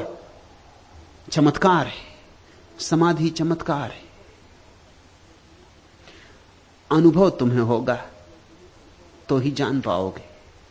या जिन्हें अनुभव हुआ हो उनके पास बैठो, उठो, शायद किसी दिन सफेद कबूतर उतरता दिखाई पड़े, या अचानक फूल खिलते दिखाई पड़ जाएं। मेरे आंगन श्वेत कबूतर, उड़ आया ऊंची मुंडेर से, मेरे आंगन श्वेत कबूतर। गर्मी की हल्की संध्याइयों झांक गई मेरे आंगन में, झरी केवड़े की कुछ बूंदें किसी नवोड़ा के तनमन में।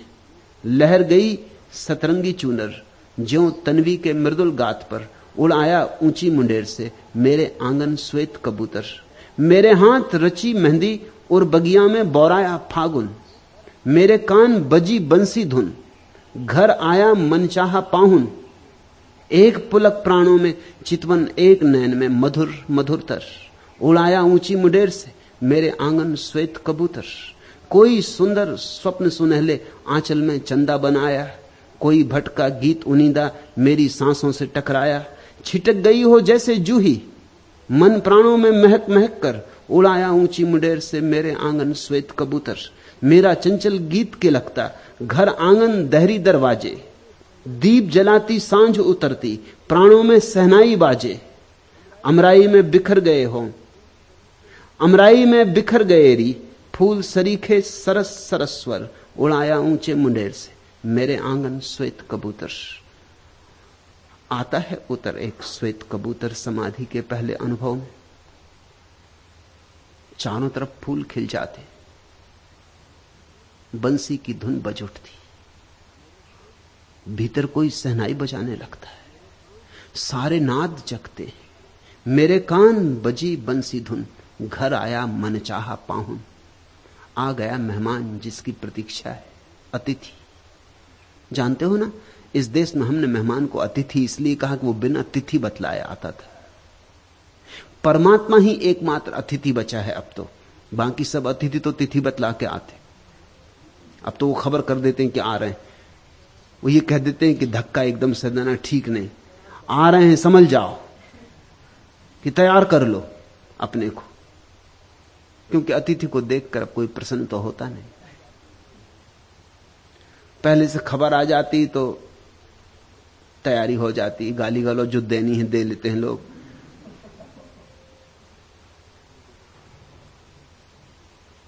पत्नी को जो कहना होता कह लेती, पति को जो कहना होता कह लेते। तब तक आते आते शिष्टाचार वापस लौट आता है। एकदम से आ जाओ, कौन जाने सच्ची बातें निकल जाएं। कहना तो यही पड़ता है कि धन्यवाद, कि आपको देख के बड़ा हृदय प्रफुल्लित हो रहा है। ये मन की बात नहीं, मन की बात कुछ और है। ठीक यह है पश्चिम का रिवाज कि पहले खबर कर दो ताकि लोग तैयारी कर लें, अपने हृदय मजबूत कर लें। अब तो परमात्मा ही एकमात्र अतिथि बचा है, तिथि नहीं बतलाता, उसकी कोई भविष्यवाणी नहीं हो सकती कब आएगा। समाधि का पहला अनुभव कब घटेगा कोई भी नहीं कह सकता, अनायास, बेमौसम। सच तो यह जब तुम प्रतीक्षा नहीं कर रहे थे, बिल्कुल नहीं कर रहे थे, तब घटता है। क्योंकि जब तक तुम प्रतीक्षा करते हो तुम तने रहते हो, तुम्हारे चित्त में तनाव रहता है। तुम राह देखते हो तो तुम पूरे संलग्न नहीं हो पाते। राह देखना भी विचार है और विचार बाधा है। जब तक तुम सोचते हो अब हो जाए अब हो जाए, अभी तक नहीं हुआ, तब तक तो तुम चिंताओं से घिरे हो, बदलियां घिरी। सूरज निकले तो कैसे निकले, आता है आकस्मिक, अनायास।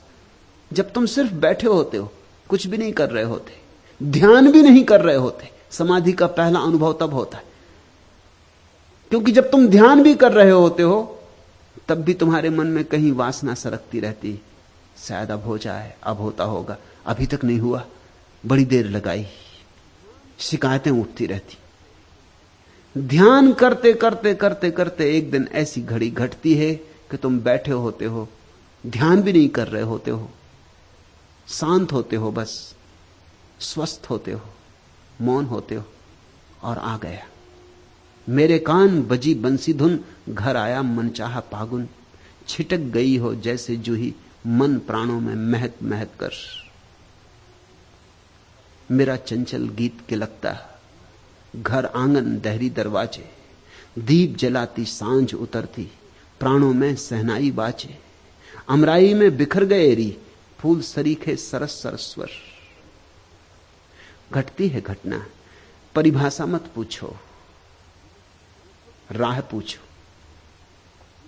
पूछो कि कैसे घटेगी, ये मत पूछो कि क्या घटता है, क्योंकि कहा नहीं जा सकता, बताने का कोई उपाय नहीं।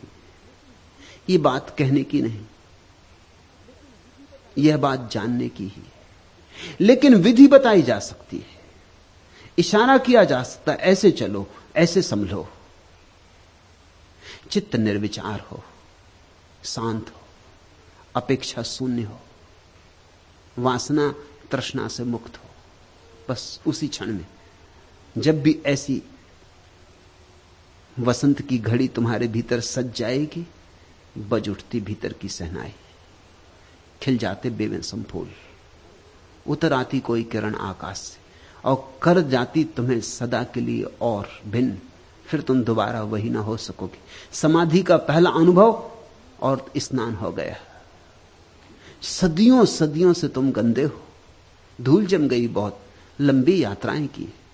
समाधि का पहला अनुभव सारी धूल बहा ले जाता, सारी धारणाएं, सारी धारणाओं के जाल सब समाप्त हो जाते, तुम निर्दोष हो जाते। कहा नहीं गोरख ने कि जैसे छोटा बालक भीतर जन्मता है, अंतर के शून्य में एक बालक बोल उठे, एक नए जीवन का आविर्भाव। समाधि में तुम्हारी मृत्यु हो जाती, मरो हे जोगी मरो, अहंकार मर जाता है, तुम मिट जाते हो और परमात्मा हो जाता है।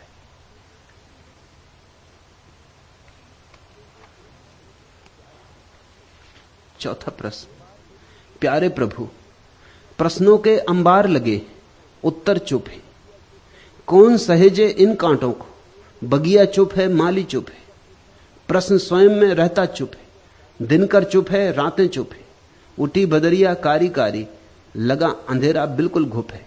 प्रभु इस स्थिति का निराकरण करने की अनुकंपा करें। कन्नुमल, जब तक प्रश्न है तब तक उत्तर चुप रहेंगे। प्रश्नों के कारण ही उत्तर चुप है, प्रश्नों से उत्तर नहीं मिलता। जब प्रश्न चले जाते हैं और चित्त निष्प्रश्न हो जाता तब उत्तर मिलता है। प्रश्नों की भीड़ में ही तो उत्तर खो गया है। ठीक कहते हो तुम, प्रश्नों के अंबार लगे हैं, उत्तर चुप है। उत्तर चुप रहेंगे ही, प्रश्न इतना शोरगुल मचा रहे हैं, उत्तर बोलें तो कैसे बोले। और ख्याल रखना, प्रश्न अनेक होते हैं, उत्तर एक है। उत्तर तो एक वचन, प्रश्न बहुवचन। प्रश्नों की भीड़ होती, जैसे बीमारियां तो बहुत होती, स्वास्थ्य एक होता है। बहुत तरह के स्वास्थ्य नहीं होते।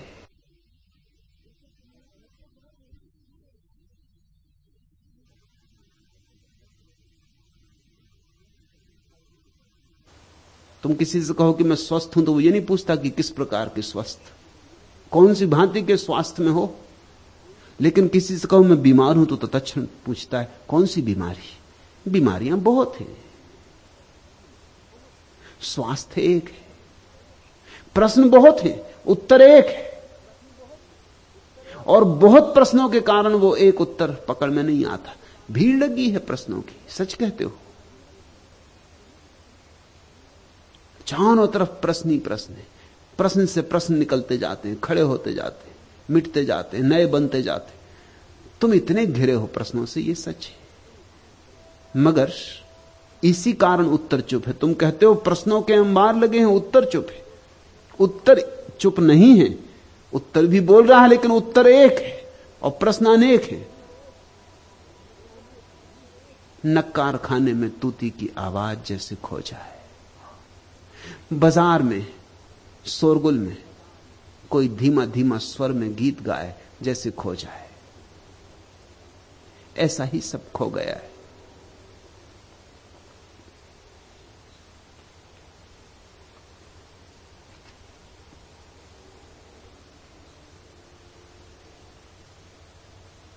उत्तर पाया जा सकता है। उत्तर दूर भी नहीं, उत्तर बहुत निकट है। उत्तर तुम हो, उत्तर तुम्हारे केंद्र में बसा है।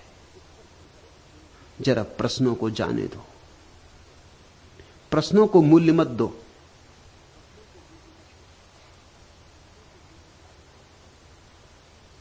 प्रश्नों को बहुत ज्यादा अर्थ भी मत दो। प्रश्नों से धीरे धीरे उदासीन हो जाओ। प्रश्नों को सहयोग मत दो, सत्कार मत दो। प्रश्नों की उपेक्षा करो, प्रश्नों के प्रति तटस्थ हो जाओ। क्योंकि जो प्रश्नों में चला गया वो दर्शन शास्त्र के जंगल में भटक जाता है। तुम प्रश्नों को चलने दो, आने दो, जाने दो। ऐसे ही देखो प्रश्नों की भीड़ को जैसे तुम रास्ते पर चलते लोगों को देखते हो, न कुछ लेना न कुछ देना, असंग भाव से दूर खड़े। तुम्हारे और तुम्हारे प्रश्नों के बीच जितनी दूरी बढ़ जाए उतना हितकर है, क्योंकि उसी अंतराल में उत्तर उठेगा। बुद्ध के पास जब भी कोई जाता था कोई प्रश्न पूछने, तो बुद्ध कहते रुक जाओ, 2 वर्ष रुक जाओ, 2 वर्ष चुप बैठो मेरे पास, फिर पूछ लेना। ऐसा हुआ, एक बड़ा दार्शनिक बुद्ध के पास गया, मालूम के पुत्र उसका नाम था, जाहिर दार्शनिक था। उसने बड़े प्रश्नों के अंबार लगा दिए। बुद्ध ने प्रश्न सुने और कहा कि मालूम के पुत्र, तू सच ही उत्तर चाहता है? अगर सच ही चाहता है कीमत चुका सकेगा? मालूम के पुत्र ने कहा, जीवन मेरे अंत होने के करीब आ रहा है, जीवन भर से ये प्रश्न पूछ रहा हूं, बहुत उत्तर मिले लेकिन कोई उत्तर साबित नहीं हुआ। हर उत्तर में से नए प्रश्न निकल आए, किसी उत्तर में समाधान नहीं हुआ है। आप क्या कीमत मांगते हैं? मैं सब कीमत चुकाने को तैयार हूं। मैं इन प्रश्नों के हल चाहता ही हूं, मैं इनका समाधान लेके इस पृथ्वी से जाना चाहता हूं। फिर बुद्ध ने कहा ठीक है, क्योंकि लोग उत्तर तो मांगते हैं मगर कीमत चुकाने को राजी नहीं होते, इसलिए मैंने तुझसे पूछा। फिर 2 साल तू चुप बैठ जाए, ये कीमत है। तू मेरे पास 2 साल चुप बैठ, बोलना ही मत। जब 2 साल बीत जाएंगे मैं खुद ही तुझसे पूछूंगा कि मालूम का पुत्र अब पूछ ले। फिर तू पूछ लेना, तुझे जो पूछना हो, और आश्वासन देता हूं कि सब उत्तर दे दूंगा, सब निराकरण कर दूंगा, मगर 2 साल बिल्कुल चुप सन्नाटा। 2 साल बात मत उठाना। मालूम को पुत्र सोच ही रहा था कि हां कहूं कि ना। 2 साल लंबा वक्त है और इस आदमी का क्या भरोसा, 2 साल बाद देगा भी उत्तर के नहीं। उसने कहा कि आप पक्का विश्वास दिलाते हैं कि 2 साल बाद उत्तर देंगे? बुद्ध ने कहा बिल्कुल विश्वास दिलाता हूं, तू पूछेगा तो दूंगा, तू पूछेगा ही नहीं तो मैं किसको उत्तर दूंगा। तभी एक भिक्षु पास के वृक्ष के नीचे बैठा ध्यान कर रहा था, खिलखिला के हंसने लगा। मालूम को पुत्र ने पूछा, ये भिक्षु क्यों हंस रहा है? बुद्ध ने कहा तुम ही पूछ लो। उस भिक्षु ने कहा कि अगर पूछना हो अभी पूछ लो। यही धोखा मेरे साथ हुआ, हम भी ऐसे ही बुद्धू बने। मगर ये बात सच कह रहे हैं वो कि अगर पूछोगे तो 2 साल बाद उत्तर देंगे, मगर 2 साल बाद कौन पूछता है? 2 साल से मैं चुप बैठा हूं, अब वो मुझसे कुरेद कुरेद कर पूछते हैं कि पूछो भाई, मगर 2 साल चुप रहने के बाद पूछने को कुछ बचता नहीं, उत्तर मिल ही जाता है। तो अगर पूछना हो तो अभी पूछ लो, नहीं तो 2 साल बाद फिर पूछने को कुछ ना बचेगा। और यही हुआ। मौलुंग पुत्र 2 वर्ष रुका, 2 वर्ष पूरे हुए। बुद्ध भूले नहीं, तिथि तारीख सब याद रखी।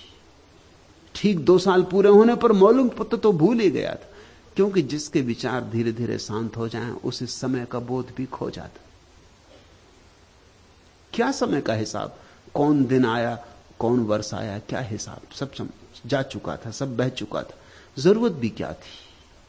बैठना था रोज बुद्ध के पास, तो शुक्र हो कि शनि, कि रवि हो कि सोम, सब बराबर था। आषाढ़ हो कि जेठ, गर्मी हो कि सर्दी, सब बराबर था। भीतर तो एक ही रस था, शांति का, मौन का। 2 वर्ष पूरे हो गए। बुद्ध ने कहा मौलुंग पुत्र तुम खड़े हो जाओ। खड़ा हो गया मौलुंग पुत्र। बुद्ध ने कहा अब तुम पूछ लो, क्योंकि मैं अपने वचन से मुकरता नहीं। तुम्हें कुछ पूछना है? मौलुंग पुत्र हंसने लगा और उसने कहा वो भिक्षु ठीक कहा था, मेरे पास पूछने को अब कुछ भी नहीं। उत्तर आ ही गया, आपकी कृपा से उत्तर आ ही गया। उत्तर दिया नहीं गया और आ गया। उत्तर बाहर से आता ही नहीं, उत्तर भीतर से आता है। ऐसा ही समझो जैसे कोई कुआं खोदता है तो पहले कंकड़ पत्थर निकलते हैं, कूड़ा करकट निकलता है, सूखी जमीन निकलती है, फिर गीली जमीन आती, फिर कीचड़ निकलती, फिर जल स्रोत। जल स्रोत तो दबे पड़े। तुम्हारे प्रश्नों के ही परत परत जम गई, उसी के नीचे जल स्रोत दबा पड़ा है। खुदाई करो, इन प्रश्नों को हटाओ, और हटाने का उपाय एक ही है। जाग के साक्षी भाव से इन प्रश्नों के प्रवाह को देखते रहो। सिर्फ देखते रहो इस प्रवाह को, कुछ मत करो। बैठ जाओ रोज घंटे 2 घंटे, चलने दो प्रवाह को। जल्दी भी ना करना कि आज ही बंद हो जाए। इसलिए बुद्ध ने कहा 2 साल। कोई 3 महीने के बाद पहली सरसराहट सन्नाटे की शुरू होती, और कोई 2 साल होते होते अनुभव पक जाता है। बस कोई इतना धीरज भी रखे कि 2 घंटे रोज बैठता रहे, कुछ ना करे। उस कुछ ना करने में सारी कला छिपी। लोग पूछते हैं बुद्ध को पहली समाधि कैसे घटी? बैठे थे वृक्ष के नीचे, कुछ कर नहीं रहे थे, तब घटी। 6 साल तक बहुत कुछ किया, बड़े यम व्यायाम प्राणायाम न मालूम क्या क्या किया, सब करके थक गए थे। उस रात तय करके सोए कि अब कुछ नहीं करना, हो गया बहुत, करने से भी कुछ नहीं होता। उस रात करना भी छोड़ दिया। उस रात बिल्कुल बिना करने की अवस्था में सो गए। शून्य भाव था। सुबह आंख खुली और समाधि द्वार पर खड़ी थी। जिस मेहमान की प्रतीक्षा थी वो आ गया। आखिरी तारा डूबता था सुबह का, और भीतर बुद्ध के आखिरी विचार डूब गए। उधर आखिरी तारे से आकाश खाली हुआ, इधर आखिरी विचार भी डूब गए।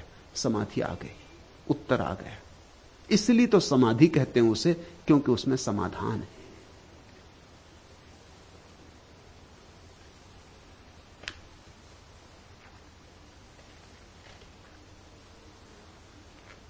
सांझ आई चुप हुई धरती गगन, नयन में गोधूली के बादल उठे, बोझ से पलकें झपी नम हो गईं। सांझ ने पूछा उदासी किस लिए, किंतु मेरे पास कुछ उत्तर नहीं।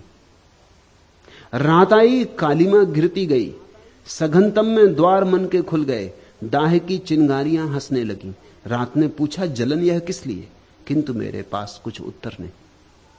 नींद आई, चेतना सब मौन है। देह थक कर सो गई, पर प्राण को स्वप्न की जादू भरी गलियां मिली। नींद ने पूछा भुलावे किस लिए, किंतु मेरे पास कुछ उत्तर नहीं। प्रश्न तो बिखरे यहां हर ओर हैं, किंतु मेरे पास कुछ उत्तर नहीं। तुम प्रश्नों को पकड़ो ही मत, उत्तर तुम्हें मिलेंगे भी नहीं। कोई कभी प्रश्नों के सहारे चल के उत्तर पाया भी नहीं। तुम प्रश्न उठने दो, ये मन की खुजलाहट है। खुजलाहट ठीक शब्द है। कभी कभी खुजलाहट उठती, तुम खुजा लेते। बस ऐसी ही मन की खुजलाहट है प्रश्न। खुजा लेने से कुछ हल नहीं होता, लेकिन ना खुजाओ तो भी बेचैनी होती। खुजा लेने से थोड़ी सी क्षण भर को राहत मिलती। बस ऐसे ही तुम्हारे उत्तर है। एक उत्तर पकड़ लिया, थोड़ी देर राहत मिलती, जल्दी ही उस उत्तर में से भी प्रश्न निकल आएंगे, फिर राहत खो जाएगी, फिर उत्तर की तलाश शुरू हो जाएगी। कन्नुमल तुम ठीक कहते। प्रश्नों के अंबार लगे, उत्तर चुप है। कौन सहेजे इन कांटों को, बगिया चुप है, माली चुप है। प्रश्न स्वयं में रहता चुप है। दिनकर चुप है, रातें चुप है। उठी बदरिया कारी कारी, लगा अंधेरा बिल्कुल गुप है। प्रश्नों के अंबार लगे, उत्तर चुप है। उत्तर चुप रहेंगे, उत्तर बोलते नहीं। तुम बोलना जब बंद कर दोगे तत्क्षण उन्हें पहचान लोगे। तुम्हारी वाणी खो जाएगी और तुम पाओगे शून्य तुम्हारे भीतर बोला, मौन तुम्हारे भीतर बोला। उस मौन में अचानक समाधान है, सब प्रश्नों का उत्तर है, क्योंकि उस मौन में शांति है, सुख है, परमानंद है। तुमने एक बात ख्याल की, प्रश्न उठते दुख के कारण। दुख प्रश्नों का जन्मदाता है। जैसे तुम्हारे सिर में दर्द होता तो तुम पूछते हो सिर में दर्द क्यों। जब नहीं होता तो तुम ये नहीं पूछते कि सिर में दर्द क्यों नहीं। तुम्हें जब बीमारी होती तो तुम पूछते हो डॉक्टर से जाके कि मैं बीमार क्यों हूं, कारण। लेकिन जब तुम स्वस्थ होते हो तब तुम डॉक्टर के पास जाके नहीं पूछते कि मैं स्वस्थ क्यों हूं, कारण। स्वास्थ्य में कोई प्रश्न नहीं उठता, बीमारी में प्रश्न उठता है। दुख से प्रश्नों का जन्म होता है, सुख में प्रश्न क्षीण हो जाते। तुम जैसे ही अपने भीतर शांत हो जाओगे और थोड़े से सुख की झलक पाओगे, हैरान होके पाओगे प्रश्न खो गए। कौन पूछता है, किस लिए पूछता है? दर्द ही ना रहा तो दर्द से जन्मने वाले प्रश्न कैसे बच सकते? वे अपने आप समाप्त हो जाते।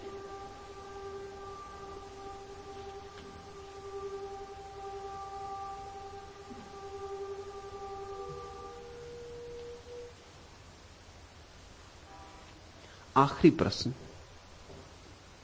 प्रार्थना क्या है? प्रार्थना अहोभाव की दशा है, प्रार्थना कृतज्ञता की दशा है, प्रार्थना है धन्यवाद। परमात्मा ने इतना दिया है, हम कम से कम धन्यवाद तो दें। प्रार्थना है उसके स्वागत की तैयारी। अतिथि आएगा, अतिथि आता ही होगा। घर पर बंधनवार लगाएं, फूल की माला गूंथें, आरती सजाएं। प्रार्थना स्वागत की तैयारी है। अतिथि कब आ जाएगा पता नहीं, हम तैयार तो हों। जब से सुना द्वार तुम मेरे आओगे, नई नई नित बंधनवार बंधाती हूं। प्राण तुम्हारे स्वागत में द्वार देहरी, अंगना देखो सारा सदन बुहारा है। कोमल हैं परिचरण तुम्हारे, इसलिए पंखुड़ियों से सारा पंथ समारा है। जब से सुना सहन तक तुम आ जाओगे, चौक पूर्ति मंगल कलश भराती हूं। जब से सुना द्वार तुम मेरे आओगे, नई नई नित बंधनवार बंधाती हूं। वीराना सा जीवन समझा था मैंने, सोचा कोई भी तो मेरा मीत नहीं। अनजाने अधरों पर सहसा आ जाए, ऐसा कोई भी तो मेरा गीत नहीं। जब से सुना गीत तुम मेरे आओगे, जब से सुना गीत तुम मेरे गाओगे, नए नए नित छंद बनाकर लाती हूं। जब से सुना द्वार तुम मेरे आओगे, नई नई नित बंधनवार बंधाती हूं।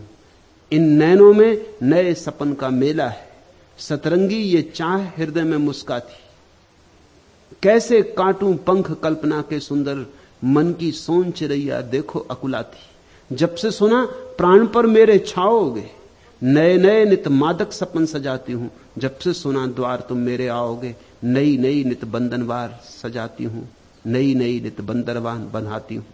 चौराहे पर खड़ी हुई हूं सोच रही, पता नहीं तुम किस पथ पर होकर आओ। मैं दीवानी बनी तुम्हारी जग कहता, सांवरिया इस पागलपन को दुलराओ। जब से सुना अजाना पथ अपनाओगे, डगर डगर पर दीपक रोज जलाती हूं। जब से सुना द्वार पर मेरे आओगे, नई नई नित बंधनवार बंधाती हूं। कब आ जाए अतिथि, किस मार्ग से आ जाए, किस द्वार से आ जाए, इसकी तैयारी का नाम प्रार्थना है। प्रार्थना एक स्वागत की भाव दशा है।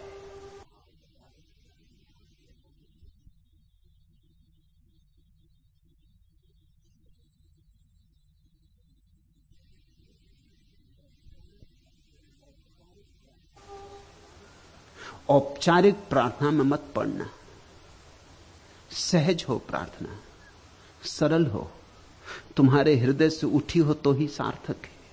शास्त्रीय ना हो, हार्दिक हो। फिर चाहे तुतलाने ही जैसी क्यों ना हो। तुमने देखा छोटा बच्चा जब पहली बार तुतलाने लगता है तो उसका तुतलाना भी कितना प्यारा लगता है। फिर बाद में जब ठीक ठीक बोलने लगेगा, सम्यक रूपेण बोलने लगेगा, तो शायद कोई इसकी फिक्र भी ना लेगा, लेकिन तुतलाना इतना प्यारा लगता है कि मां मगन हो जाती, कि पास पड़ोस के लोगों को बुलाती कि देखो अभी बताने जैसा कुछ भी नहीं है। फिर जब बोलने लगेगा तो कोई फिक्र नहीं लेगा। प्रार्थना शुरू शुरू में तुतलाने जैसी, और जो प्रार्थना तुतलाती है वही परमात्मा तक पहुंचती। ख्याल रखना, हार्दिक हो, सहज हो, तुम्हारी हो। आह में किसका साथ गहूं, गगन में लेती घटा हिलोर, कल्पना नाचे बनकर मोर, भावना खींचे अपनी ओर, कहो मैं किसके साथ बहूं। आज तिरती अधरों पर प्यास, हृदय भी बैठा मौन उदास, श्वास में उद्वेलित उच्छ्वास, वेदना से मृिमाण रहूं, न इनकी भाषा है अनजान, व्यक से उड़ते मेरे गान, बड़े ही असमंजस में प्राण, विवस्था का अनुताप सहूं, सांझ की बेला बहुत अधीर, थिरकता फिरता मंद समीर, घुटन भर भर जाती है पीर, कसकती किससे बात कहूं। आज मैं किसका साथ कहूं, कहो मैं किसके साथ बहूं। प्रार्थना ऐसे निवेदन है। प्रेम की बात है आकाश से, दूसरी तरफ से कोई उत्तर नहीं आता, इसलिए जो उत्तर की प्रतीक्षा करेगा उसकी प्रार्थना जल्दी ही बंद हो जाएगी। उत्तर की प्रतीक्षा ही मत करना, तुम अपना निवेदन जारी रखना। तुम इसकी फिक्र ही ना लेना कि वह उत्तर देता है या नहीं, उस तक बात पहुंचती है या नहीं, इस सब की चिंता ही मत लेना। तुम ये कोशिश ही मत करना कि मेरी प्रार्थना परमात्मा को बदले, तुम इतनी ही फिक्र करना कि मेरी प्रार्थना गहरी होती जाए, गहन होती जाए। मेरी प्रार्थना मेरे आंसुओं से भीगे, मेरे आनंद से भीगे। मेरी प्रार्थना पर मेरी मुस्कुराहट की छाप हो, और मेरी प्रार्थना पर मेरे प्राणों के हस्ताक्षर हो। बस इसकी फिक्र करना, और एक दिन अचानक प्रार्थना पहुंच जाती। तुम्हारी तुतलाहट सुन ली गई, और उसी घड़ी तुम्हारे शून्य के मंदिर में उस बालक का जन्म हो जाता। वह निर्दोष चेतना प्रवेश कर जाती। उतरा सफेद कबूतर, समाधि की पहली झलक आई। आएगी, निश्चित आएगी। जीसस ने कहा है, जो मुझे हुआ तुम्हें हो सकता है। वही मैं तुमसे कहता हूं, जो मुझे हुआ वह तुम्हें हो सकता है। जो एक मनुष्य को हुआ वो सभी का जन्म सिद्ध अधिकार है। आज इतना।